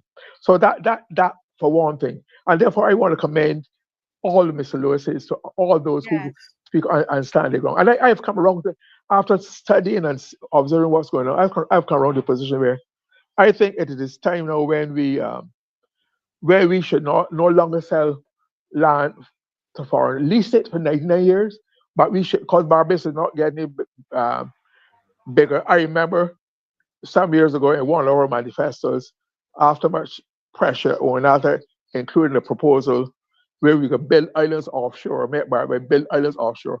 We were never told what you do with the islands, but we build offshore. This is one of the pet projects of Dr. Prasad when he's the advisor to me and Molly and then the governor Water. But one of the proposal was that the each 18-year-old Barbados would get shares in the project. I mean, it never got off the ground, it never made sense. I said that. So I'm saying, like, let me go back to my point. I think we reached a point where we have to. Scam. Honestly, it sounded like a scam to me. But go ahead. To me, it sounded like. I'm not saying it's a scam. It sounded like a scam. We should put a halt to selling any more land to foreigners. We're not. I think we should take out a position, and no matter what sort of foreigners will say. Look. Japan just want to take over Nippon Steel. Nippon want to buy out USS Steel. And the government says, the US government says no. So the government can intervene to protect its patronage, the country's interests. So there's nothing. And the patronage of Barbados belongs to the people of the Barbados as excited to the government. The government can, like, I think the other country, the country in the Caribbean, Trinidad is, MARCIA might know this, they have an alien land holding act. You can lease for 99 years, but you do not buy. It has to, in the finalize, remain. Same thing in Kenya. I think we have to do that now. The way things are doing, the scarcity of land, where younger people don't have no hopes. But Mr. Murray, how are we going to do that if we don't change the government? She is over planning and development. The people are scared of Mia Motley. I'm not going to pretend. The people are scared. That's my opinion. And I can share my opinion. She is over planning and development. She's selling off the entire country. What you think the people, what could we really do? We would need to change the government in order to get this to stop. Okay. All right. Miss McCLEAN is here, yeah. I know the Prime Minister likes to quote Barbadian maxims and sayings and proverbs. I just like to remember where that talk about what are the people saying, what they're doing, are they going to change them? That one is time longer than twine. Yes. Time is longer than twine. That's twine. And every dog got a day. Every bitch she night. So nobody is forever. Nobody can. And the public, we could probably talk about this some more when we start getting the politics. But even the most pig-headed BLP supporter will say that the government has not lost a tremendous amount of popularity that is nowhere now as popular as it was in 2022, far as 2018. And if they are, don't mind all the bravado, I know enough to know that some of them are concerned about it. So the public, and when the Barbadian public goes quiet, that's when they are the most effective. All right? And the Barbadians has gone quiet. One part of the reason why a lot of people don't speak up is that apart from fear, they're biding their time. And when that time comes, the people will speak. Because I truly believe, both now and it happened in the United States, that a country get the government it deserves. You have to work to get the government you want. And whatever else you don't do or you do, otherwise you get what you deserve. And we have to take note of that. So I'm saying that Mr. Lewis and all other benefactors and right-thinking Barbadians who are interested in preserving the Barbados we know for future generations, as a landmass, we should be on our P's and Q's and watch every project like a hawk to make sure that we are not disadvantaged and that we're not sold out because we want money, because of the private sector. And one last thing. This greed, this greediness for the private sector and their money, foreign direct invest, because you're not generating any money through exports, except tourism and whatnot, right? Has therefore, when people, businessmen, there's a maxim in business that you don't get what you deserve, you get what you negotiate. And if you have people coming from with a climate where money is to be made, where they're capitalists, all they're interested in money for themselves, the investors, the shareholders. If they know the pig at the door, the wolf at the door, if you know you're in straits, they will take advantage, and they have a presumption of approval for development. If they're not, they will take advantage. Then they will come and try to thwart the laws, violate the laws, change the attitude, a lot of the things that we took for granted in the laws of Barbados, vacation pay, NAS, that were taken as a norm. I mean, some people, the minority, sort of violate it, but now it will seem the majority of people, most of them come from the outside, are coming with a weak and virtually non-functional Ministry of Labor in this respect, and taking advantage of the situation. And this is all part of the fact that where you are saying, rather than, I used to believe when I was on that committee that there were criteria set, standards met, you had to meet them, and each case was assessed, evaluated on its merit, and people can be sure of a certainty of outcome. But now when you are told you can presume with approval development, the floodgates open, any number can play, they wash out. But you know, before Miss McCLEAN comes, I want to read some of these comments from the people, because I think I don't see how any right thinking Barbadian can think that this is right. I cannot see it. I can't understand how you could justify this and try to convince us that it is good. It is something good for us. And I want to say something here as I get, just before I read the comments, that can you imagine if David Commission was not given a role in this government and he was on the outside? Could you imagine how this place would turn upside down, like how Mr. Murray just turned upside down there a while ago? Can you imagine how we would have this country upside down? I want everybody to imagine David Commission, if he was not given a role in this government by his cousin. Can you imagine what would have happened in this country? Can you imagine if this was happening under the DLP? How David Commission would have been behaving? Selling off every nook and cranny of this country? All the hills and every little small little mountains we have, everything being sold. Can you imagine? I just want you to imagine, because all we have to do is to think of the Hyatt that was overshadowing his father's grave. Yeah, but you let me read a couple before Miss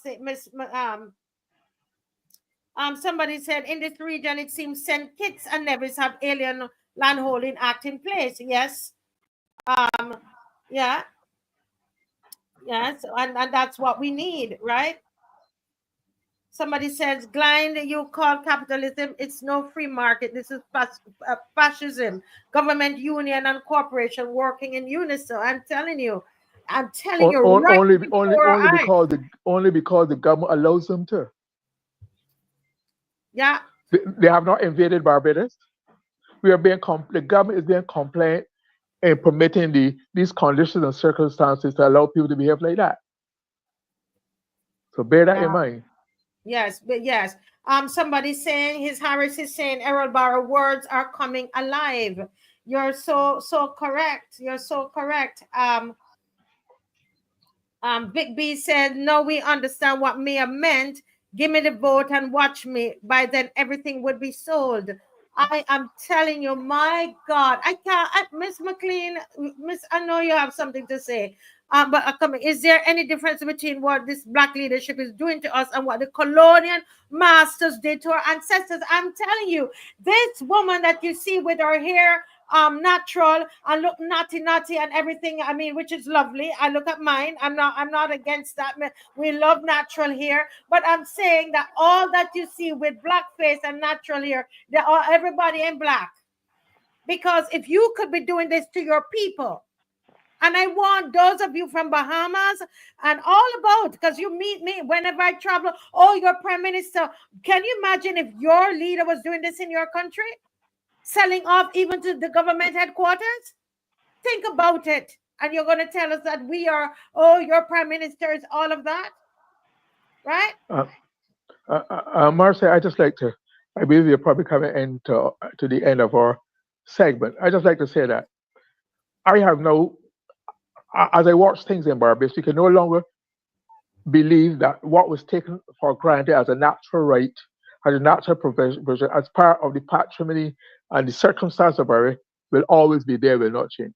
And that was, I have noticed it particularly in the planning environment and other parts of Barbados. But also, when you see what has happened in the United States over proposals, things that were 50, 60 years old, people thought was the law of the land, part of their lifestyle and and they had genuine expectations about it, are not being overturned or proposed to overturn. The same thing can happen to Barbados. Similar things that happen to Barbados too. Yes. Similar things that we take standards and behaviors, and the change of values don't always only apply to people on the street and in the houses, in the villages. The standards, the behavior. It also applies to governance and the behavior of governments and their policies and programs. The same things are happening too. We can no longer believe that days of Gratias and Elbar and Thomas, etc., or Sandra or nothing are obtained today. It's a different outlook. It's private sector-led growth, and therefore, he who pays the piper calls the tune. Agree. Miss McCLEAN, I know your thing, but this kind of thing, I don't know. I can't manage. Well, Miss McCLEAN, good night. How are you doing, ma'am? Good night, GLYNE. Good to see you. How are you doing? Good to see you. Good once more. No, I think, Marcia, it's an important issue. I don't know that you can, should I say, try to short circuit the discussion, because as you and GLYNE were talking, I was searching on my phone, looking at a number of things.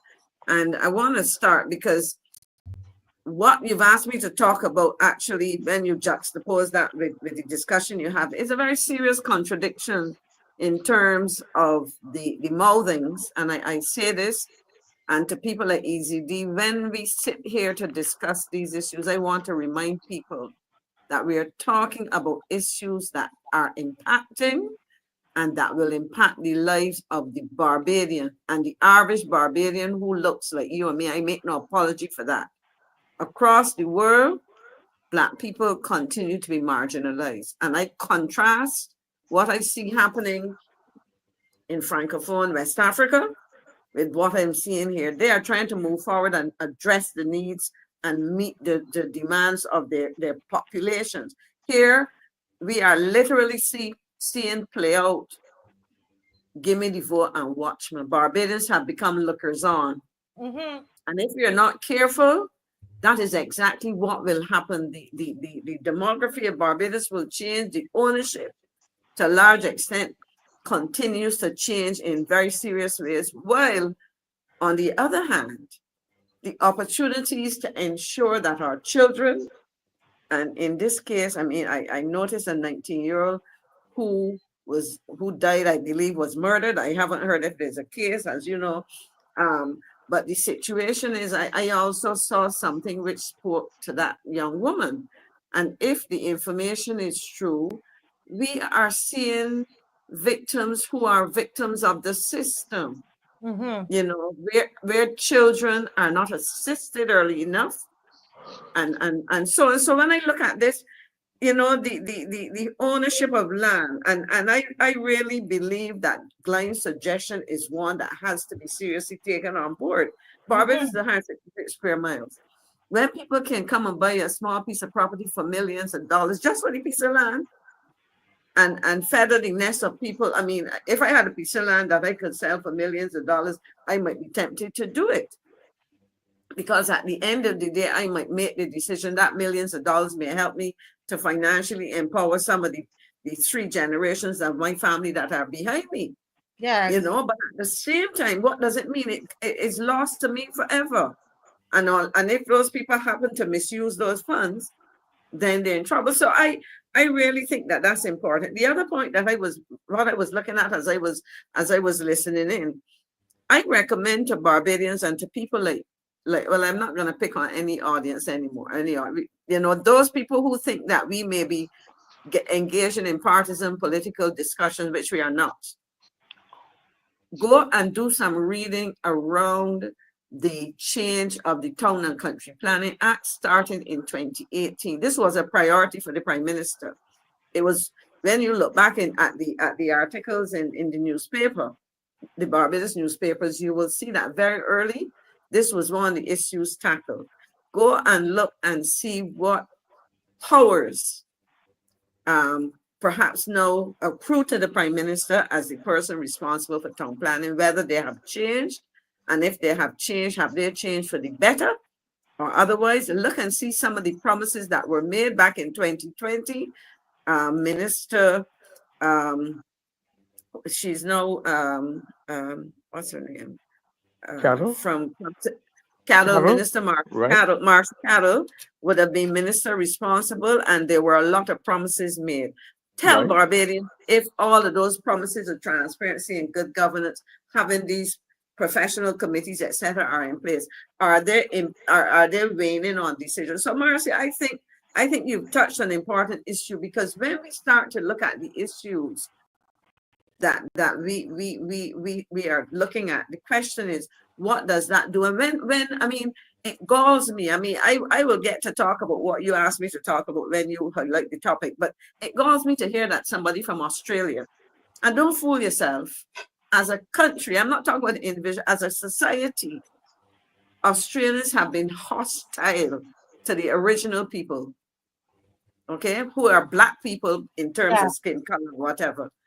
Australians are hostile to immigrants. You don't get into those places easily if you're non-white.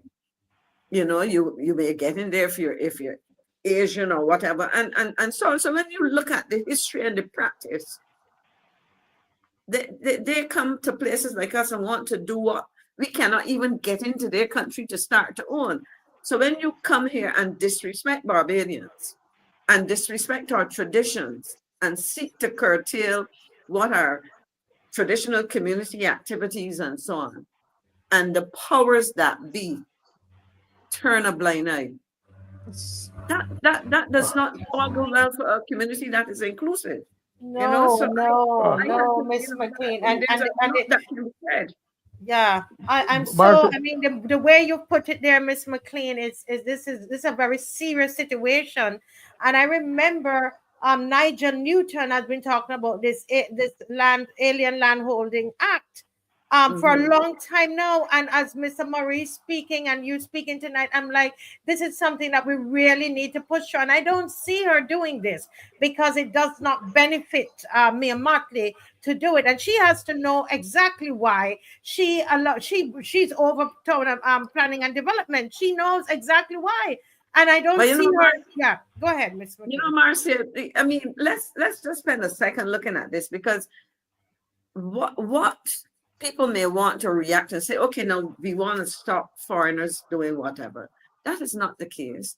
But I remember, and I one of the major real estate developers in this country said to me once that the people who come here, and I'm paraphrasing the person, the people who come here to enjoy what the beauty of Barbados should participate in ensuring that the very things that they enjoy are preserved. Right? That's my paraphrasing of the comment that he made. Now, if that is the case, shouldn't we be looking at the arrangements of the past, which allowed free ownership of land that, you know, it changes hand and it is gone. Now, 99 years is a long time. You know, that's generations. And if you have a 99-year lease, there can be provisions for renewing if future generations want to continue to own, let's say, a property. You know, so it's not, we're not excluding, but we're saying people understand that the land mass of Barbados is minute. Moreover, and I take you back to what you were saying the other night, Marcia, when you looked at the property of PLO LUMUMBA, and I reminded you that the population density in Barbados is 1,702 according to the statistic I pulled up per square mile. And in Kenya, it was 100 and something people per square mile. And they are hundreds of thousands, you know, when you look at countries on the continent and so on. So we are dotting the ocean.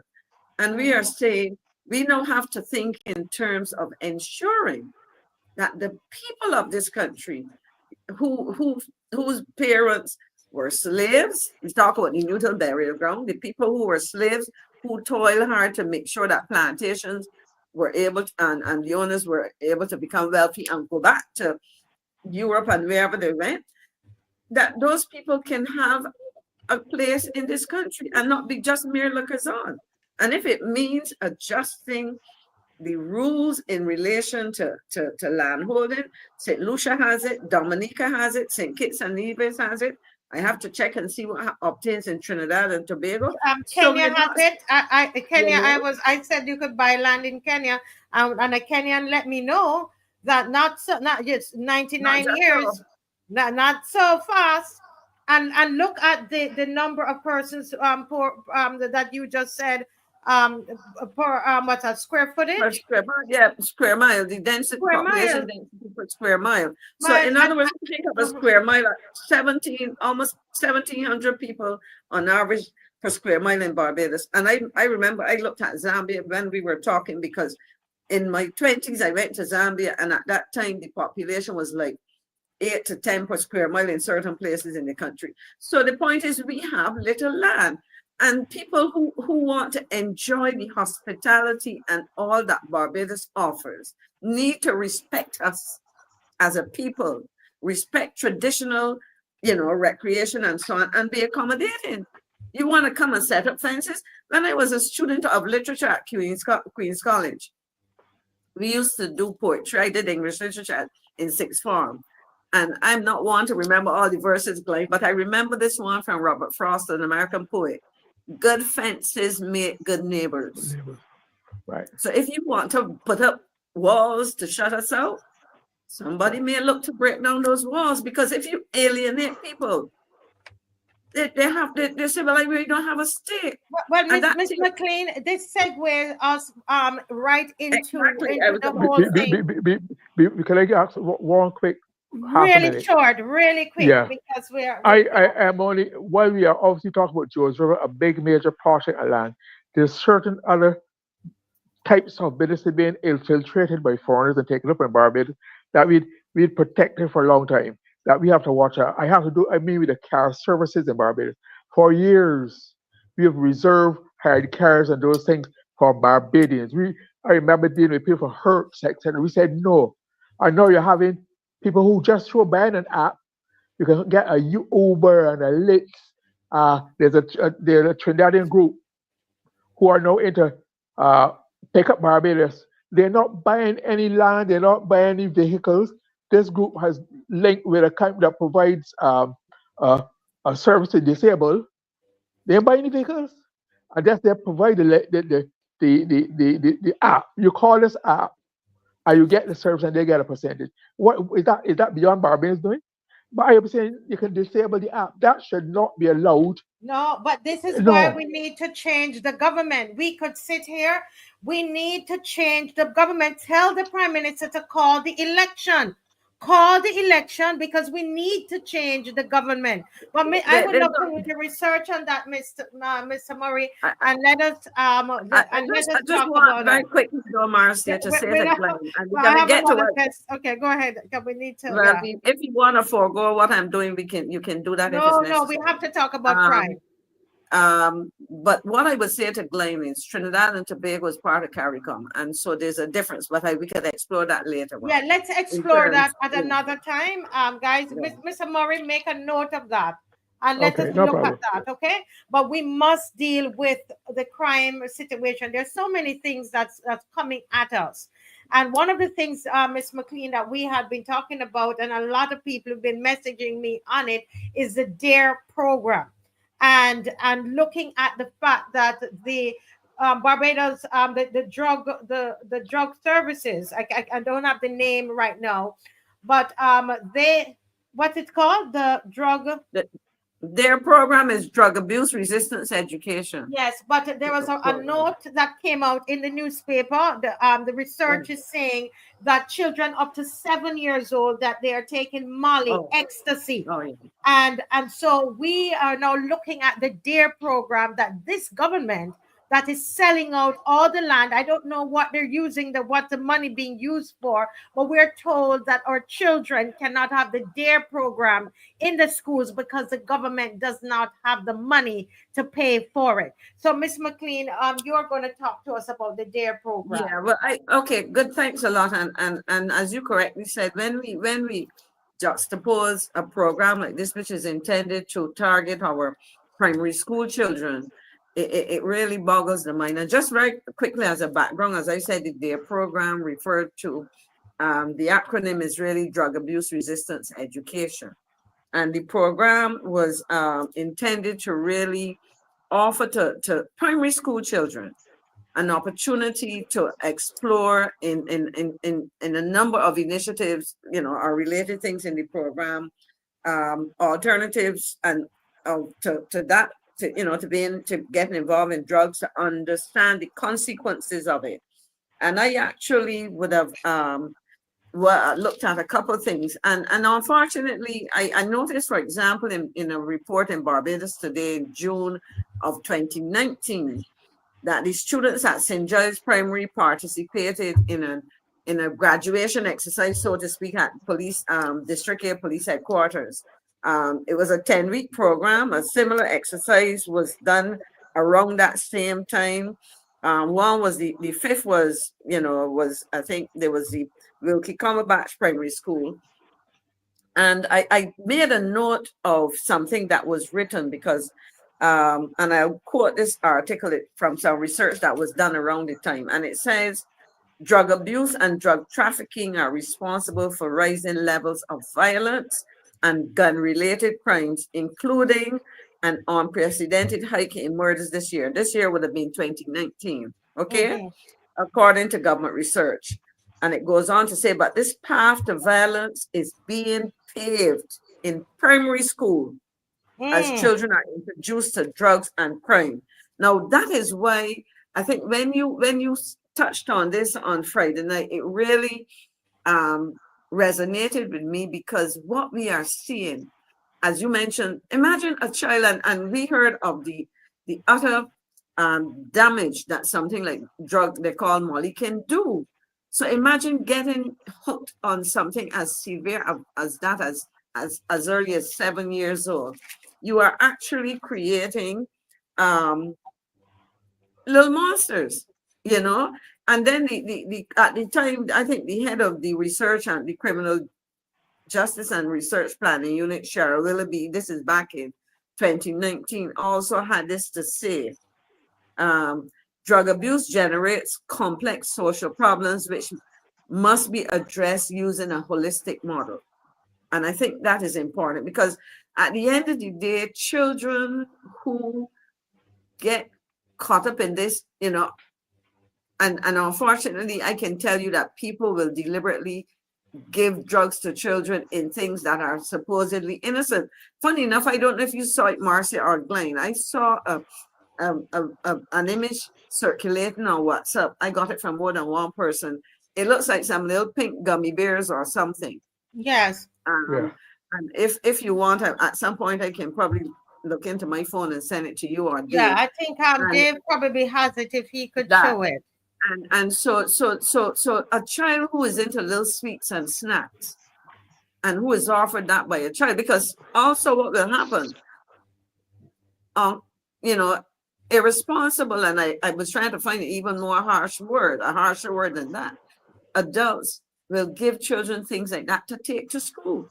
Yes. And the child is innocent, or even if he or she realizes that maybe the adult in the house, a parent, neighbor, or whatever, gets money, they don't necessarily at 6 or 7 or 8 years, or even slightly older, understand the full ramifications of what can happen when they participate in their innocence in addicting a child.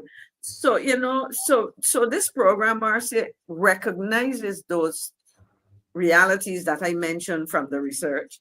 And it was a program intended to educate the children. I pulled out some of the elements of it described in the article. It was sought to divert the children away from drug use.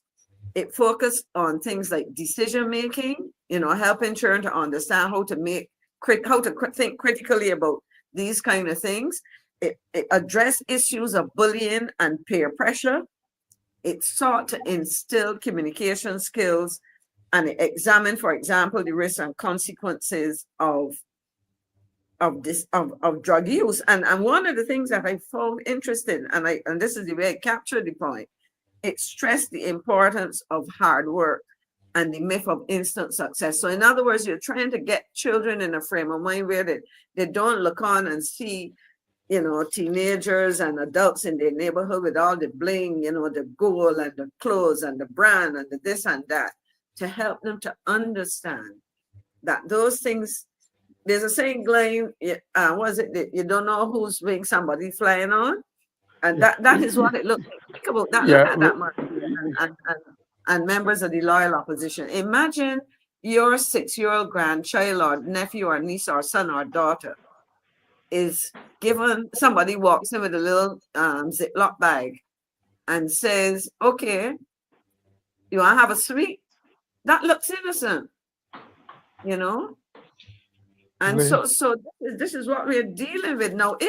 If you have a program, and I'll tell you something about children, if you tell children something often enough in a classroom and so on, they remember. So for example, if you had a program where one of the officers from the police, because the police was very much involved with this project, and I suppose the other government agencies dealing with I'm trying to remember the name of one that dealt with you know, trying to avert drug use and so on. But if a child sees this and as part of a discussion, he or she will remember. But so this program is gone. I do not believe that on an annual basis, the cost of this program ran into millions of dollars. You know, I do not believe that. And so I am sure that if the cabinet, now we've been talking about the Prime Minister, but you know, we understand her style of decision-making and management and so on, but I do not give the other 27 members of her government, and more specific, well, almost all of them in terms of numbers are cabinet members. So even those in the Senate, I do not give the parliamentary group a pass because they are living in Barbados. They are seeing the consequences of this thing, and therefore they have a responsibility to insist that their constituents, where there are MPs, need to be protected, you know? So I think that is, we also need to bring pressure to bear on those people who cannot see that they can find across maybe, and I think I mentioned this on Friday, there's the social services agencies like the Child Care Board, and I'm trying to remember the full name now, the Ministry of Education, the Ministry of Health. Between the agencies that touch children and families and health and welfare, you know, quality of life, you can't find the money to keep this program going, where we are seeing children on a daily basis witnessing violence, drug addiction, and all the negative consequences, and we can't find money to look at to keep this program going. Go ahead, GLYNE. Yeah. First of all, I think we have to come to a full realization as to what it's like when you become a colony of the IMF. The IMF, the IMF does not believe and support these kind of programs, this social development, this social relief, those kind of programs. They have to get their primary surplus right. So they cut you cut your budget. They feed off all the fat. You talk about the D.A.R.E program going. Don't forget the sports program and the BADF was with finances were withdrawn from it, and then we were told that it's going to get back the finances through the BADF. We don't know if that's happened. So when you have these things, all the what they were called fat in the budget, they want to because it does not. All they want to do is pay bills, pay staff, cut staff, pay what you have. Don't pay NIS, don't pay income tax because you have to follow the prescriptions of the BDF, of the IMF. But one last thing, one thing to also about the this drug. Remember, I keep saying that crime is the best organized business in the world, and as a business, you have to look for new markets, introduce new goods, right? Chase the dime, like you say, with cars and music and clothes all the time. So they will always looking for new markets. Markets have to expand. The people in crime environments would have territories. They have to expand. They have to make profit, etc., to keep the business going. So we will get. I am told that we already have what we call opioids already in Barbados. All those are things that when you're looking at the traditional, what maybe marijuana and or cocaine, other products are coming because business has to grow and expand and whatnot. You're always looking for new clients, create demand, create addictions. They don't care about what it does to the quality of life of the people of the country. They must sell. They must make money. So we are part of that international network, and we have to treat it and regard it as exactly that. I don't think that this is a little spasmodic side thing, a little hobby horse. But right now, this is part of big business with people whose livelihoods and lives depend on it. Yeah. That's And realization. before Miss McCLEAN jumps right back in, I want to bring the audience in, and I want to ask the audience, Dave, can you keep that picture there for me, please? I think it's important because parents need to know what it looks like, because a lot of us, you would think that that is a sweet. So let's just put it there. And this is our reality here, where there are 7-year-olds. And I have Mr. Corey Beckles, who is a lawyer. He's going to be coming on very, very soon, and I would love his take on this as well. But when you think that I want Barbadians to think about the D.A.R.E program and to think about all the money that has been spent in this country. When you drive in Bridgetown and you see that big the family thing that they did right there in Hero Square, that I'm told, I might be mistaken, but I think I remember it's $3 million for that Yeah. piece of iron and concrete. I want us to think about it. It's iron and concrete in the middle of town right there that was done so quickly. So quickly. Think about all the money that was spent at Cricket World Cup. Think about the money, the 2 million or something like that, or 5 million. Somebody helped me, that was spent at Oystins by 5 million. Pence. Think 5 about million. it, Barbadians. I don't want us, we are not a 9-day wonder. Think about that. And when you think about all of that, think about the fact that there's 7-year-olds in Barbados, primary school children, who are taking Molly and taking what is called ecstasy. All right. Think about it. Drugs, mind altering drugs. And before the night is up, we're going to go through, I have a document here to go through some of the side effects of these drugs, and look and tell me if you're not seeing it in society. I want Barbadians to think about it. Is that the government that cares about us? Is that a government that cares? All of you on here now, think about it. 7-year-old taking what you see on the screen, mind altering drugs. And there is a program run by the police. They say they are already equipped, but there is no money because the American government used to pay for it. The American government used to pay for the D.A.R.E program. They are no longer paying for the D.A.R.E program, and it's years. Was an IDB project. And yeah, but go ahead. I'll come back to that. It was paid for. Yes, it was paid for. The police, when I did my research, they said it was the embassy that was paying for it. I'm not sure, but that is what I was told. They might have participated. But yeah, go ahead. But it was paid for outside. The point is that we can pay for it inside too. We can pay for it here. We can do it here. We can. That's what I'm trying to say. With all the money, Mr. Murray, that is being spent, how can you convince me? You cannot convince me that this government cares about the reduction and prevention of crime. I want to hear from the people here, but that's it. I'm not here this year. 2020, what is 2024, 25.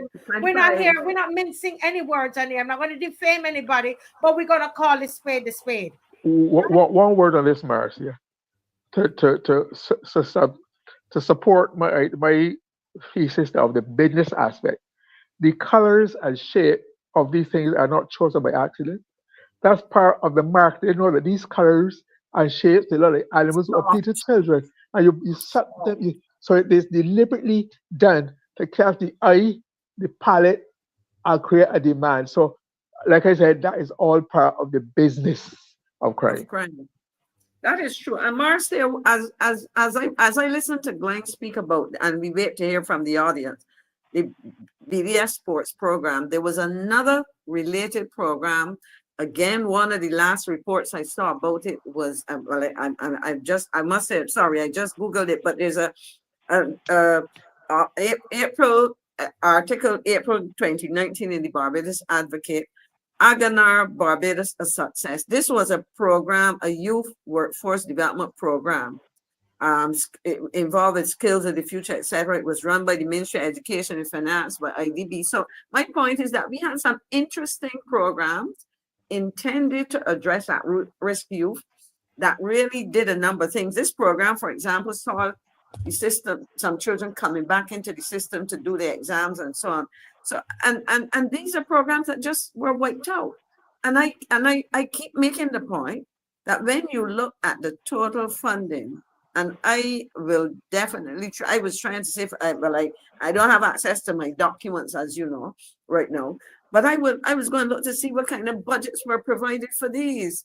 I would love to know, Miss McCLEAN, because I believe that, as we said, the program, the title of this program is "It Takes a Village," Miss McCLEAN, and I believe if people can be calling for a Vibes Cartel show, which I personally think should be cancelled.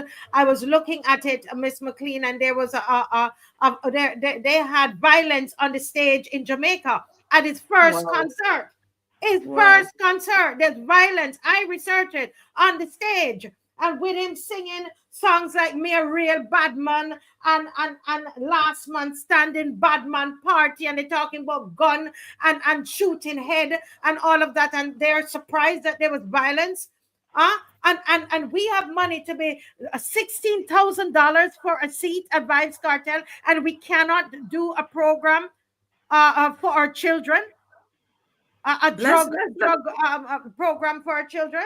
and look at this program in relation to that show, because as you say, you're singing all of these bad boy, bad man songs, violence weapons, and we are not saying to the children by stopping programs like this.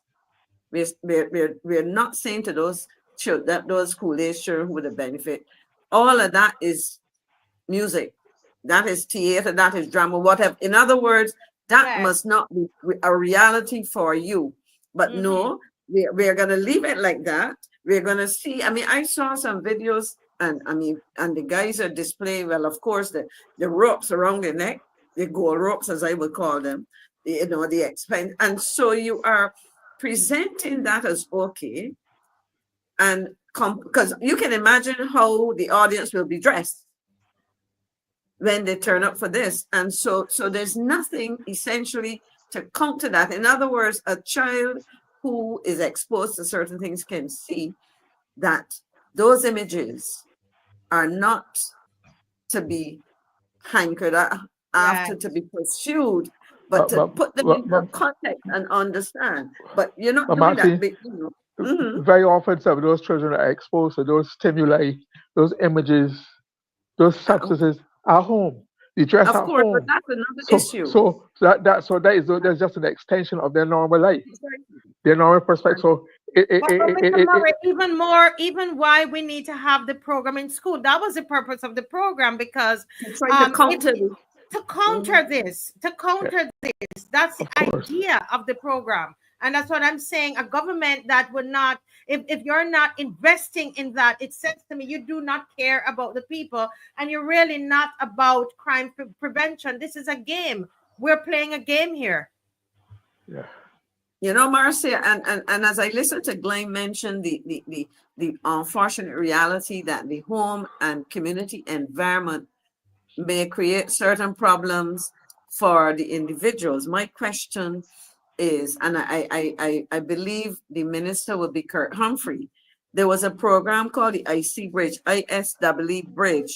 and the issue is, where is that program today? You know, I think there might be something, but that program was intended, because remember when I mentioned the comment about hospital, about the whole issue of the impact of the home, the holistic approach to solving the problem.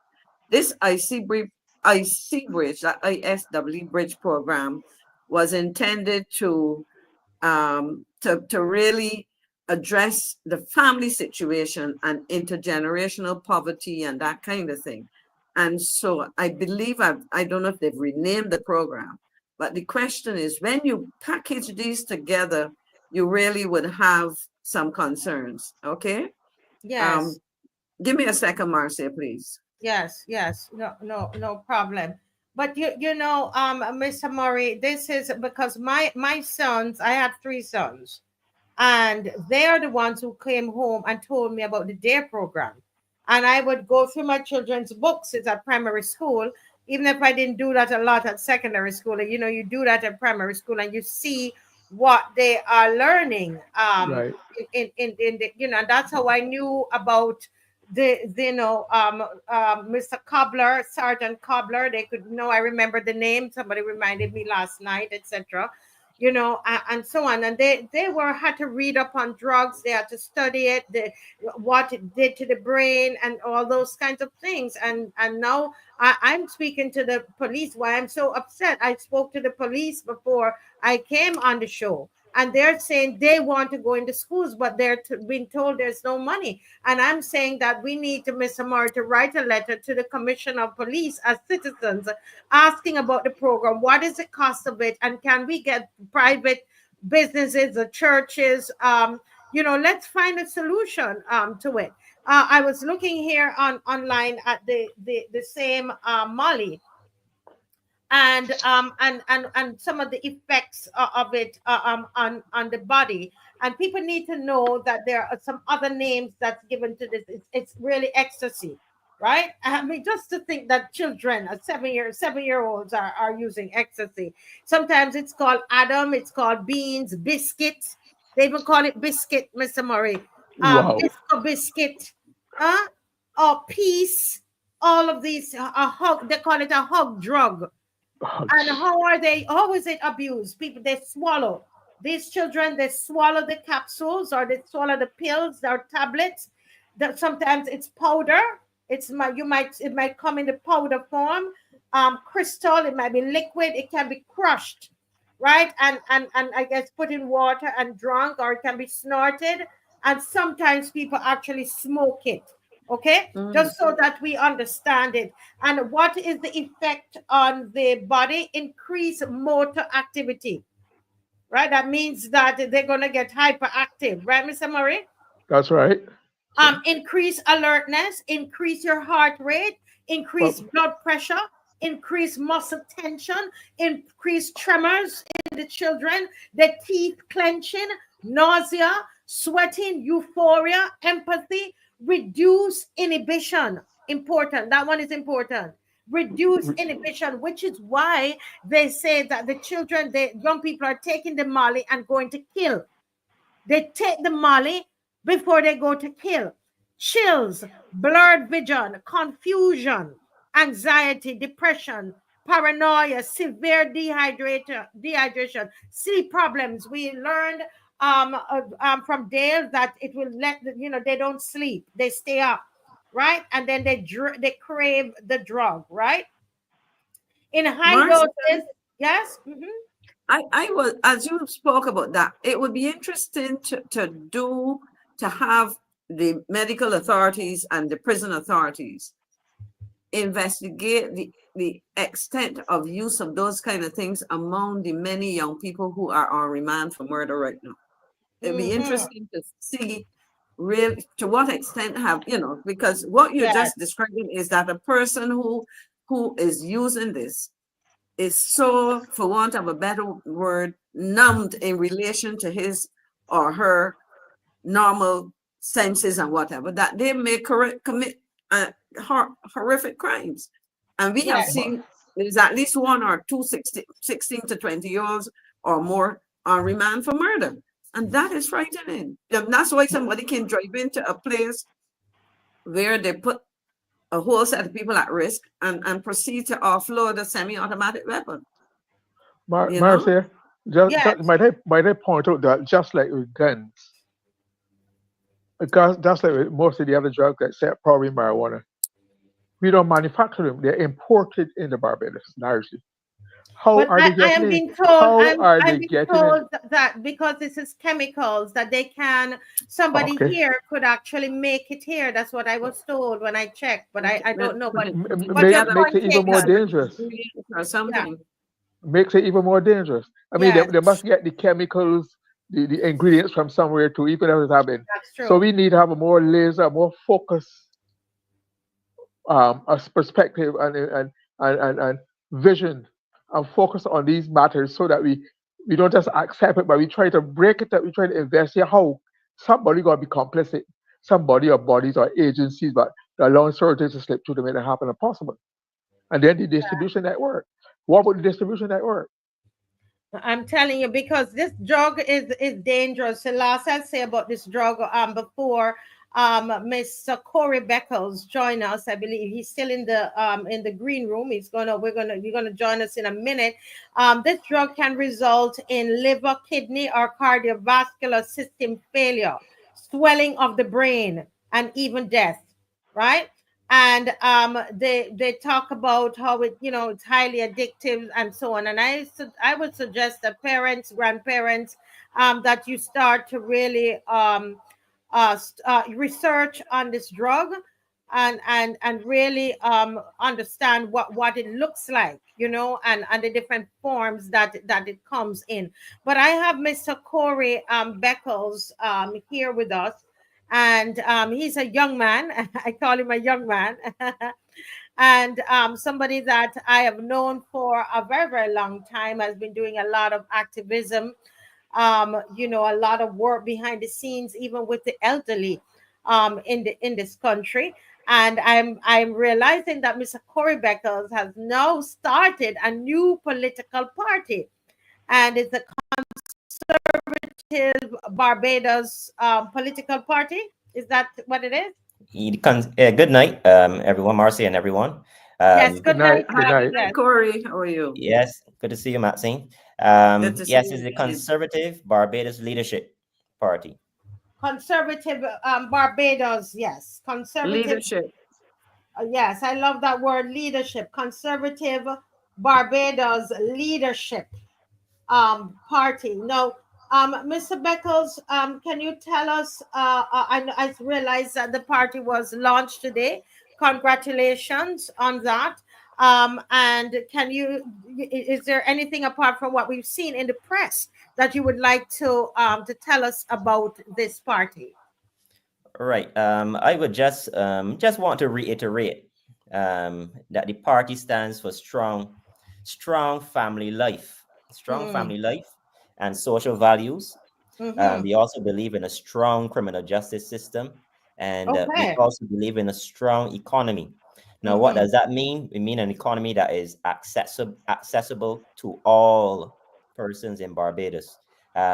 We have found that there are persons who want to enter the economy, who want to be able to work and be able to take care of their families, but for some Mm-hmm. reason there are a lot of obstacles. So we are in favor of a strong economy, structuring the Barbadian economy in such a way that persons don't feel like they're left out. Mm-hmm. So that's are the three main pillars. So it's Um, strong family life, strong criminal justice system, and a strong economy. yes, yes, Mm. So you would have a lot to say on the discussion. I don't know if you were listening to what we were talking about with yes.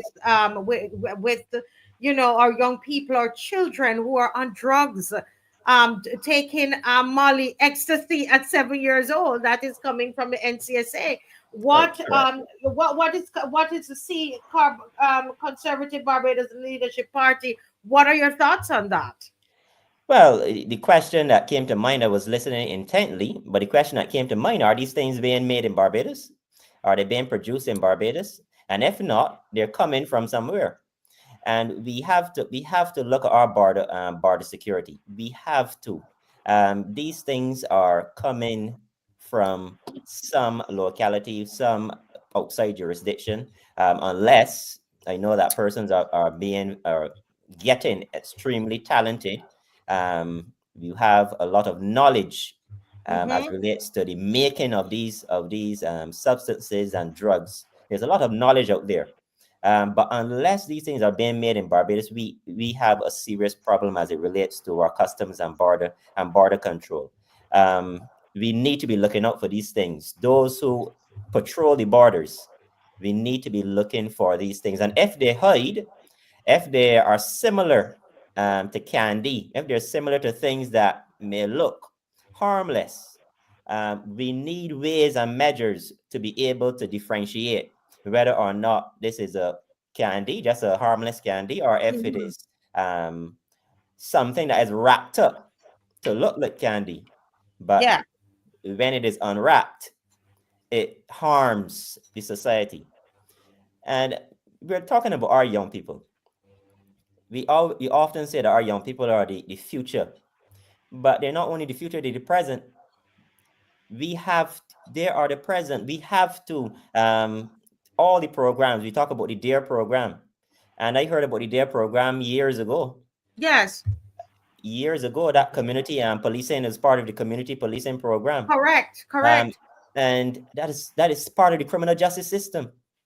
The D.A.R E program was to strengthen the criminal justice system, because if you can reach these young lives, if you can reach these young lives and inform them about there's certain decisions that they may want to make, certain decisions that others may want them to make, that may lead them down the wrong path. If you can save them from that life, from a life of crime, from a life of drug abuse, then it, Correct.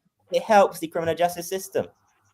Mm-hmm. It Mm-hmm. helps the criminal justice system. So we have to look, we have to seriously look at the things that we are doing and the things that we are not doing. And if we are not doing certain things, if we have thrown certain things by the wayside, which was actually helping our young people. We need to we need to resurrect these things. We need Yeah, to but bring. Mr. Beckles, and I know, as someone is saying, because I know the work, the kind of work that you do in terms of social work and so on. Right. This is right up. This topic is right up your street. My thing is, your party, the Conservative Barbados Leadership Party. When you Right. hear that the DARE program, and you could check with the police, because I know you are connected with all of that, the justice system, if what I'm saying is true. I've spoken to several police, and what I'm understanding is that they are trained, they have been trained, but they're not being deployed in the schools. What is your party going to do about this situation? Well, with the influence, we are going to use whatever. Yes, we're not in power, but what we can do, what we have been always been doing for the last few years, we advocate putting pressure on the government, putting pressure on the Attorney General's office, putting pressure on those who can make the decisions, those who can allocate finances, the Ministry of Finance. We need to have finances allocated for these programs if we want the future. Let me put it that way: the future of Barbados to be secure, or at least show Barbadians that we care about the future of Barbados. Put we have to put our money where our mouth is. We can't be talking around these issues. We can't be talking, and we can't be saying that yes, the youth are important. Yes, there are programs, and we see all the different programs that they have, and concerning the development of youth. But the DARE program is something. I read it was an evaluation. This was a 2010 Yes. evaluation on the DARE program. And at that time, it was only in the primary schools, and it was mainly in the primary schools, but only Yes, two mainly secondary schools. primary. Yeah, and only two secondary schools. And the analysis or conclusion of that evaluation is that you need this program needs to be expanded. Right. That was the conclusion. The program needs to be expanded. Another issue too is also communication. So we know that the DARE program, it helps our youth, our young people, primary school children, secondary school children. But one of the issues that they found was communication between police You're breaking up a bit there. Can you hear him, Miss McCLEAN? No, he seems to be No, frozen. it seems to frozen, yeah. of our. You're frozen. You're frozen. Oh yes, He's back He's now. back, he's back. You're back. Yes. right. Okay. Yes. Right. So I Continue, was saying please. that the evaluation also mentioned some issues in communication between the police and the teachers, and also the participation of the teachers. Every program will have a structure. Right. Yes, it may have been US backed as a US program, but our belief, I'm saying this as a group, as a party, we have to tailor things to our Barbadian culture. We have to tailor programs. Whatever negotiations are necessary, we have to let persons know, yes, you have, this is your program. Yes, I know that you are contributing financially. But these are things that we need to do in Barbados, and we need to tailor programs such as this to tackle the Barbadian context, the Barbadian environment, the Barbadian culture. So the DARE program and the DARE program helped, Marcia. It helped a lot of young people. It contributed in a positive way.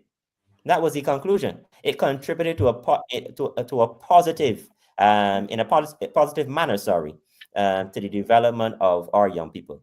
And and if that is the evaluation, we need to seriously consider bringing it back. Consider it. I know funding Well, is an I issue. would love to. I would love to get a hold of that evaluation. I think Miss McCLEAN, it'd be great for us to look at it, because one of the things, Mr. Beckles, that we are really focusing on, and we focus on the Marcy Week show, is solutions. is how do we solve this problem? Our children, there's no way that we're going to sit and allow, and we do nothing about it. We can't force them. But our children taking drugs at 7 years old, I mean, something like Molly, ecstasy, all of these kinds of things, and we not at least have a program. I mean, you can't force them, but at least they're educated, as my sons were. My three sons were educated about the drugs at that time. I think that is important. So we would love to be able to get hold of that, because one of the things that we want to do is to, as you're saying, is to write the Attorney General, and I would encourage your party to, everybody gets in on it, because the more persons we have, then it's a stronger push, and we might just be able to hear, they might just be able to hear us. Mr. Murray, I think you want to jump in here. Yeah, Mr. Beckles. Glad to meet you on the show. And I'm going to go a bit more into the politics of the political party. Okay. First of all, I'm glad that I was able to get a better insight into your background. Have heard from Marcia yourself as to how much work you were doing in the community along these lines for quite some time. I made that point because to venture into a third party, you've had many unsuccessful predecessors. It does not mean that you will not be successful, or even or more successful, or last longer. But so there's a certain amount of skepticism and disbelief, etc. But one thing, and I say that to give the context in which I'm going the program. Having said about your background, I'm asking you, as I have been told, as I've heard from some people, that you are a front man for another party, that your party is a front man for the BLP or the DLP. You're trying to siphon off votes from the BLP. In other words, you are not a real bona fide party according to what is being said, which you would expect in politics. And therefore, you are playing a game just to be able to be a spoiler for one of the other parties. What is your response to that? He's dropped out. Hold a minute with the question, Mr. Murray. He's dropped out. He's having some internet issues, and dropped out. Well, I haven't heard that, but I mean that's interesting. You're saying that it is being said that it's not a real party, that he's set up to cause challenges. Yes, to be a spoiler. To be a spoiler. Yeah. And therefore, one should not expect much of him. So, he's back now. No, he's not. Wait, let me see. He's back. He's back. Let's hear from him. Can you repeat the question? I'm not sure if he heard it. Did you hear the question? Yes. Okay. Go ahead, Mr. Beckles. Go ahead, then, Mr. Beckles. Right. Yes. I did hear that, Mr. Murray. I know we spoke already. But I did hear that comment, that commentary on the Conservative Barbados Leadership Party. But I can safely say, and I can boldly say, that siphoning votes or even participating in the elections, whether they're immediate, whether next year, was far from our mind when we started the party. The party really, as I would have said in the launch, we are a proposition party. We are here to let the government know that we have not just ideas, we have proposals that they can use. We actually sent proposals, as you know, with the elderly draft bill that was sent to the Ministry of People Empowerment, Elder Affairs. We actually sent proposals to the government. So this is not a party that started with the intention of siphoning votes or intention of. I know you mentioned also about. Or the implication with the question and implication of the comments is that we are working on behalf of another party to siphon votes. But that's not the intention of the party at all. Our intention is to work with everyone. Yeah. Our intention that's the whole reason why we're here.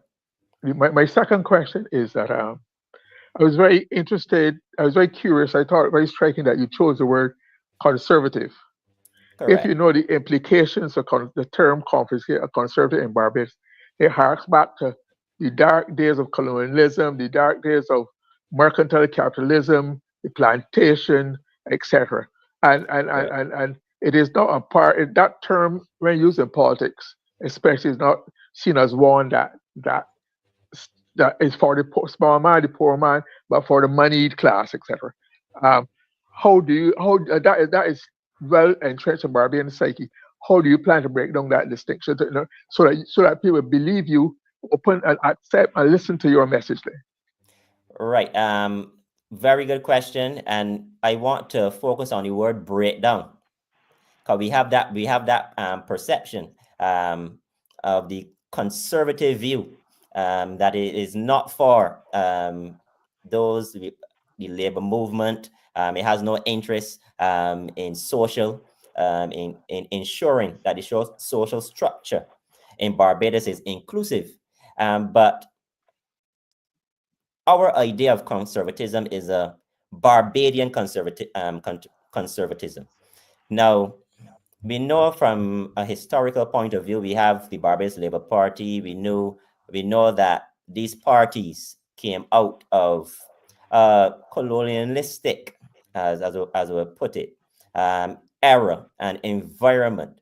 But also from that environment, both the Barbados Labour Party and also the Democratic Labour Party, I know the Democratic Labour Party was focused on ensuring that Barbadians of all classes, all creed, were able to work, be able to make money from. We have our Walton Barrow. He introduced. We're talking about free school meals. There are many different social things that were introduced at the time. But what we want to present to Barbadians, we want to present to Barbadians a conservatism that is not the normal conservatism that you will find, that they are accustomed to. This is not bringing back the monarchy. This is not causing what we call capitalism. This is a conservatism that wants to bring back those things that are uniquely Barbadian. We're talking about vendors. We're talking about a single mother who was able to take care of her 5 children, 10 children, as the case may be. She was not working for a lot of money, but she was able to do it. In this day and age, we have single mothers who are struggling. Barbadian conservatism, as we want to present to the people of Barbados, the Barbadian conservatism is we want our single parents, our single mothers, whether father or mother, we want them to be able to take care of their children. We want the family structure in this country to be strong. And for the family structure to be strong, we have to be able to deal with the breakdown of family relationships. So it goes down now to the family. We need a family court.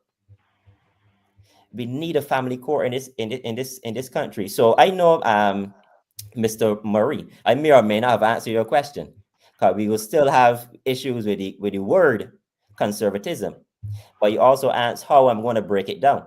By our very actions and by our very proposals. So directly to answer the question, by our very actions, by the written proposals that we're going to put forward, we will break down that perception that we are not for the small man, as people may say, that we're not for all Barbadians, that we're only for a certain set. Yeah, Okay. but Mr. Murray, before you go, let me just, I want to include the those who are watching, and somebody just wanted to piggyback on what you had asked. If we could just hold that question a bit. The person is saying, Carol is saying that Mr. Beckles, as a new political party, you don't have to give the government ideas. You need to give persons alternative views and ideas. I would be disappointed if your party was formed to cut votes. Because when you say you have to give your proposition government party, it seems as though well that's what you said. You're giving ideas to the existing government. So I think probably that's why people might think that that's what Carol is asking. Seem as though you're there to cut votes. Right. So let us be real.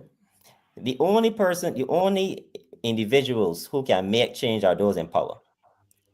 And the only way to influence the decisions that they're making are to present certain things to them.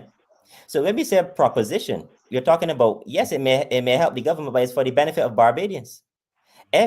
Unless Marcia, unless you were doing, or if you were not doing what you're doing right now, there's certain things that will not happen in Barbados. So when I say that we are, or it may come over that we're just here to help the government through and to help them win another 30-0, it may come over like that. But what I'm really saying is that we are going to pressure the government of Barbados so that they may be going in one direction, they may want to go left. But in our mind, the left is not the best way to go for the benefit of all Barbadians. So okay, so I think it's the language in. So if you say you're correct. going to pressure the government, so be careful of that because it really does sound a little. But Mr. Murray, over to you, sir. Yeah, and I'm glad you talked about the language. I just made this observation before you met my else. The language is important because in communication, especially in communication, you make sure you use language that does not leave you vulnerable to attack. I suspect that given the history and the sociology of Barbados, conservatives will hold you open to a lot of attack because they will play on the emotionalism and the historical narrative of that thing. Because the last Conservative Party was one called, there used to be a Barbados Electoral Association, it was run by white people. Then it was the Barbados National Party, which is the mouthpiece of the white conservatives, run by the Prime Minister's grandfather. So it does not have a happy and a benign connotation in Barbados. The other thing is that, two questions. Does your party intend to face the electorate? No. And then I have a little correction for you. Go ahead. Right. So let's say election is called tomorrow. We have no immediate plans. And I want to emphasize that we have no immediate plans to be in the next election. If it's called tomorrow, we have no immediate plans to be in the next election. So, to all intents and purposes, then you'll be a kind of pressure group. For all intents and purposes, yes. Okay. The other thing is that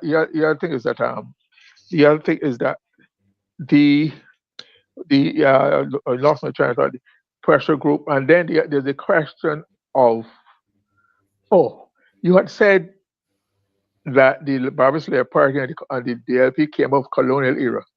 Yeah, because Barbados were colonies, but they did not. They came as opponents to conservatism, as opponents to colonialism. They're both supposed to be democratic socialists. That's why you had Labour, Barbados Labour Party, Democratic Labour Party for the masses. So those names again those laborers were not chosen by accident, right? So therefore, it really is not fair it's not really accurate for the historical record. It gives the impression that they were virtually conservative. They were opposed. The Barbados Labour Party brought down the conservative by the right to vote in 1951. I move on, and then Bar picked it up. So just you don't get carried away and open yourself again into those kind of distortions.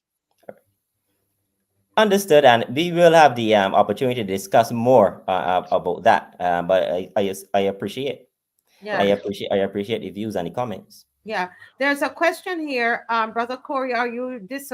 I love how they say Brother Corey. This person might have known you, might know you. Are you dissatisfied with the current administration, or do you see them improving through use of your ideas and proposals? Well, I will answer the second part of it. Why not the first part? Because the second part is extremely important. Because as far as I'm aware, they have been not too positively responsive to our proposals thus far. And that leads me now to the answer to the first question. So I am dissatisfied. We are, as a party, dissatisfied with the current administration because we have found, for the most part, that they're just willing to do their own thing. There are persons in this country who have the knowledge, they have the experience to make a meaningful contribution.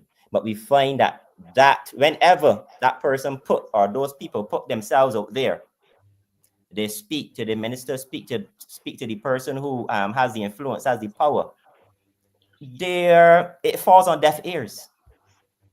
So to answer the question, I am dissatisfied with the current administration.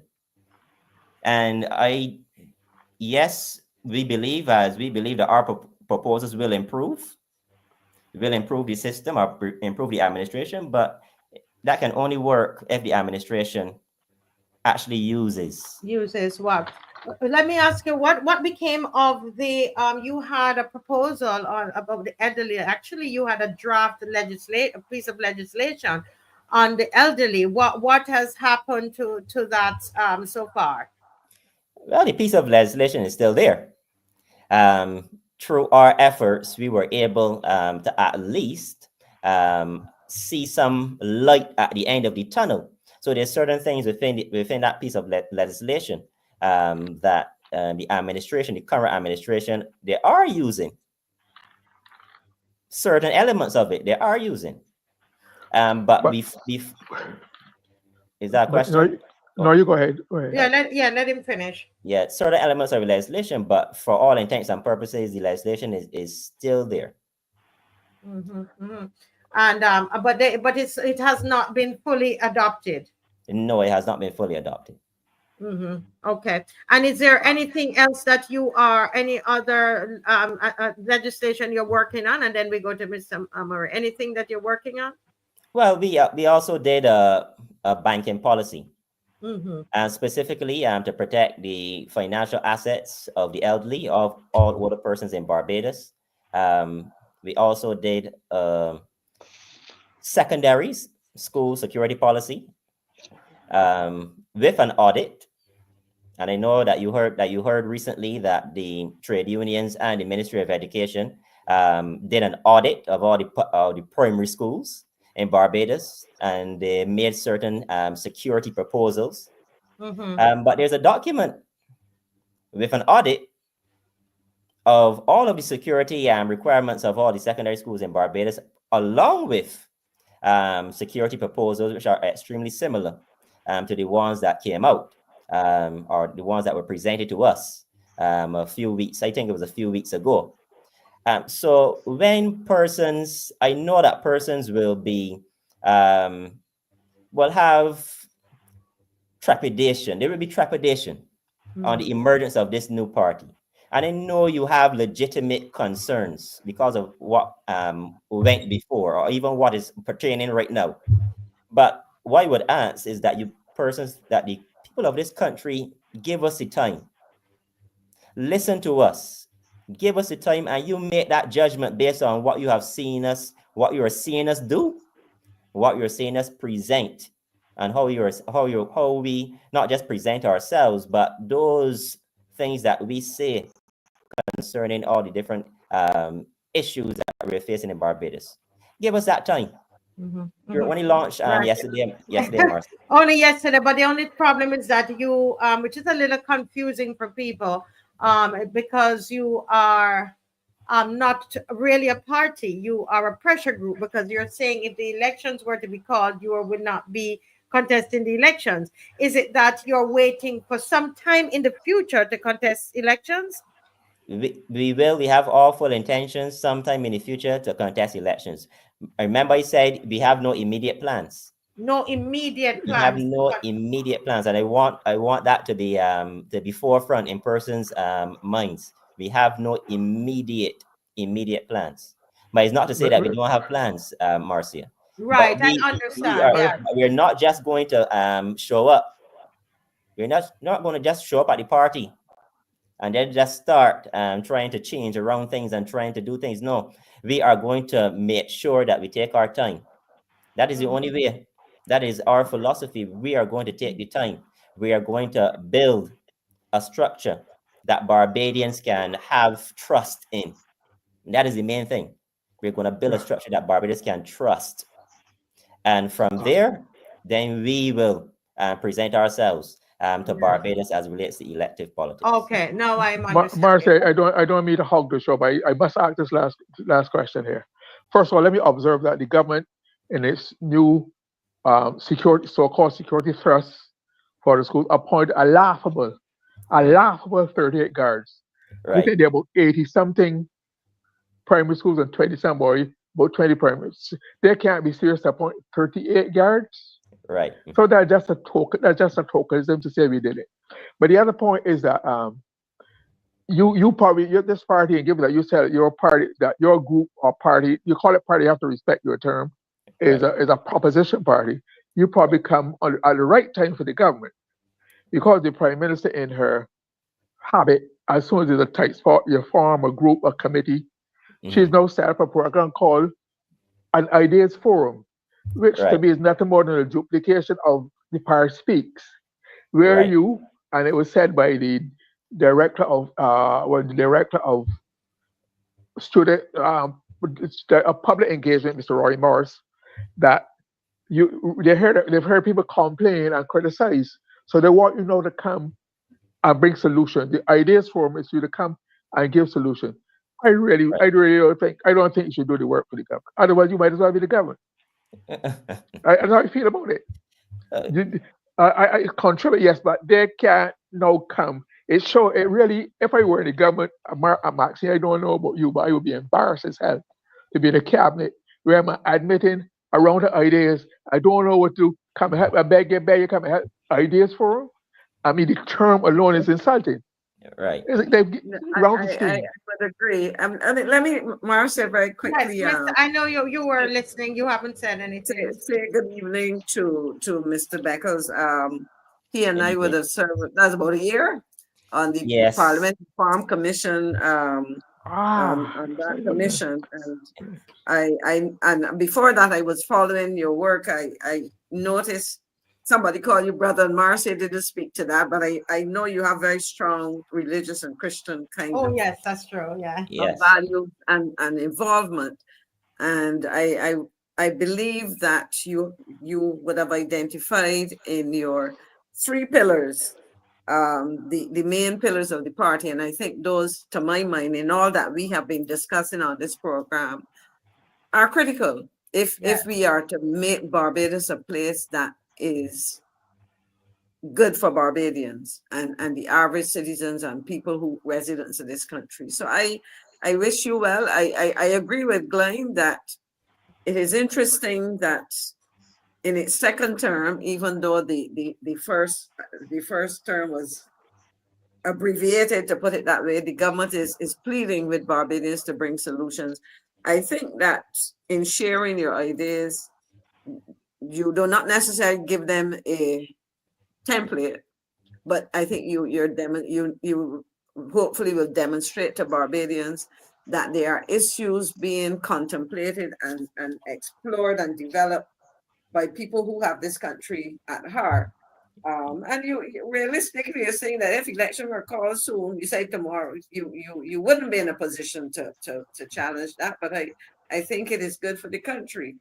Right. And I think I can say reasonably that I know where your heart is in terms Right. of these issues. Um, and Thank you. we're a small place and we know the challenges that you will have, but I think that if nothing else, what in the short term, I hope you can do is to get Barbadians paying attention to the issues that Yeah. impact their lives, because Indeed.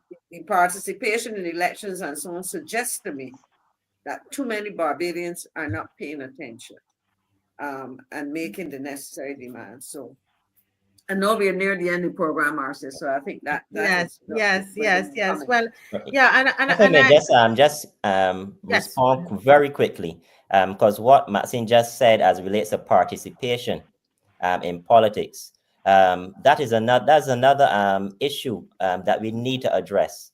The apathy of voters. The apathy of voters in elections. We have persons who are eligible to vote who are not voting, who have decided that they're not going to vote for any party, whether no matter what they present, no matter what they put on the political platform, they're not voting for any party. We have to get the political participation for voters, but also our young people, our women. We need persons to trust the political system again. We need that trust. of the political system to be a major factor in Barbados again. And we hope that we will be able to encourage young people, encourage women to get involved in the political system in Barbados. Yeah. Well, thank you for that final comment. And I will say that, like Miss McCLEAN, I have known you for a while, and I know that you are in the trenches and you are working, and you have Barbados at heart. Now, the comment you made about us, us trusting the political system, etc. You guys will have to convince us of that, because you're going to have to make us believers of it again, because we have been so disappointed. And that's the reality. And I mean, when I think of third parties, I just want to be honest and to say to you that today is Sunday, January 26th, and you launch. My question is, and you don't have to answer it now, but to think about it, when again will we see you or hear you? That is part of the problem why we don't have the trust, you see, because and you and I've spoken to you about this, so I'm not just, I'm not trying to, because you're on the program, I'm saying it. I really believe it. I believe that if you're well, at this point, okay, I'm going to say third party, and if you're a pressure group, and if you're there for the people, be there for the people. Because if you're not there for the people, that's where the lack of trust comes in, and we believe we can't depend on you because you're not there. Okay, and I want you to know that this platform is here for you, and for all third parties, for you to come with, and we can field ideas. The D.A.R.E program thing is something that matters to a lot of us on here, and we're not just screaming about we are going to write the commissioner of police. Well, this is an action group of people here. Okay, and you call me anytime. Call me, as I tell all the third parties. I've told that too. Call me. Let's see what's going to happen. Call me and say, Marcia, I need to come out. Right? Hold me down. Let me say, Corey. Let me hide from Corey. Yeah. Right? Can I have a quick final comment, Marcia? Of course. Yeah. Mr. Beckles, I want to commend you for your party for the steps you've taken. Do not be discouraged by the so-called third party deficit over time. I remember before the government changed in 1976, I was a reporter at The Advocate, and they had some like 14, 15 parties.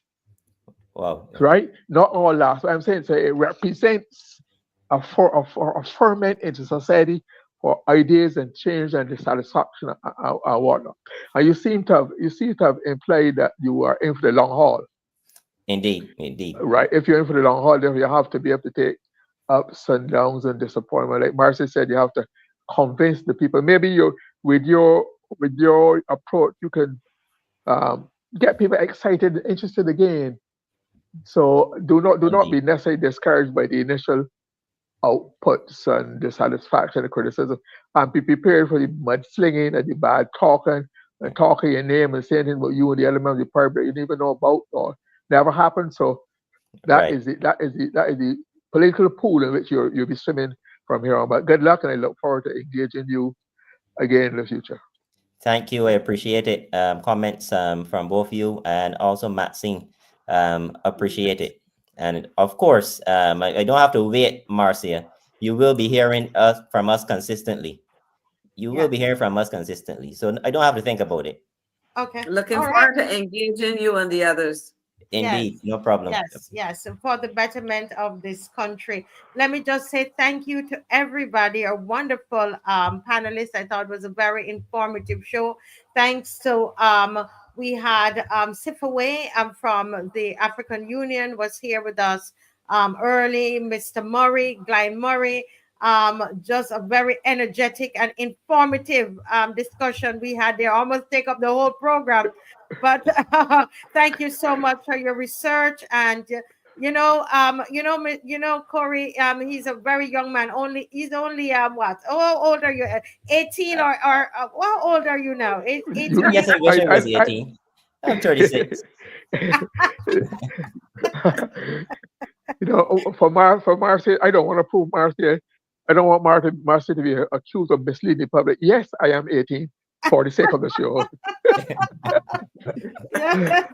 But I thank him so much for, always coming with something fresh and well researched. And we thank him. Thank you, Miss McCLEAN. Though I know you're not even supposed to be on this. I won't say everything, but you make the time to be here and to just to be that voice for the people, and always coming with something. I threw something at you this evening, and you came with some facts.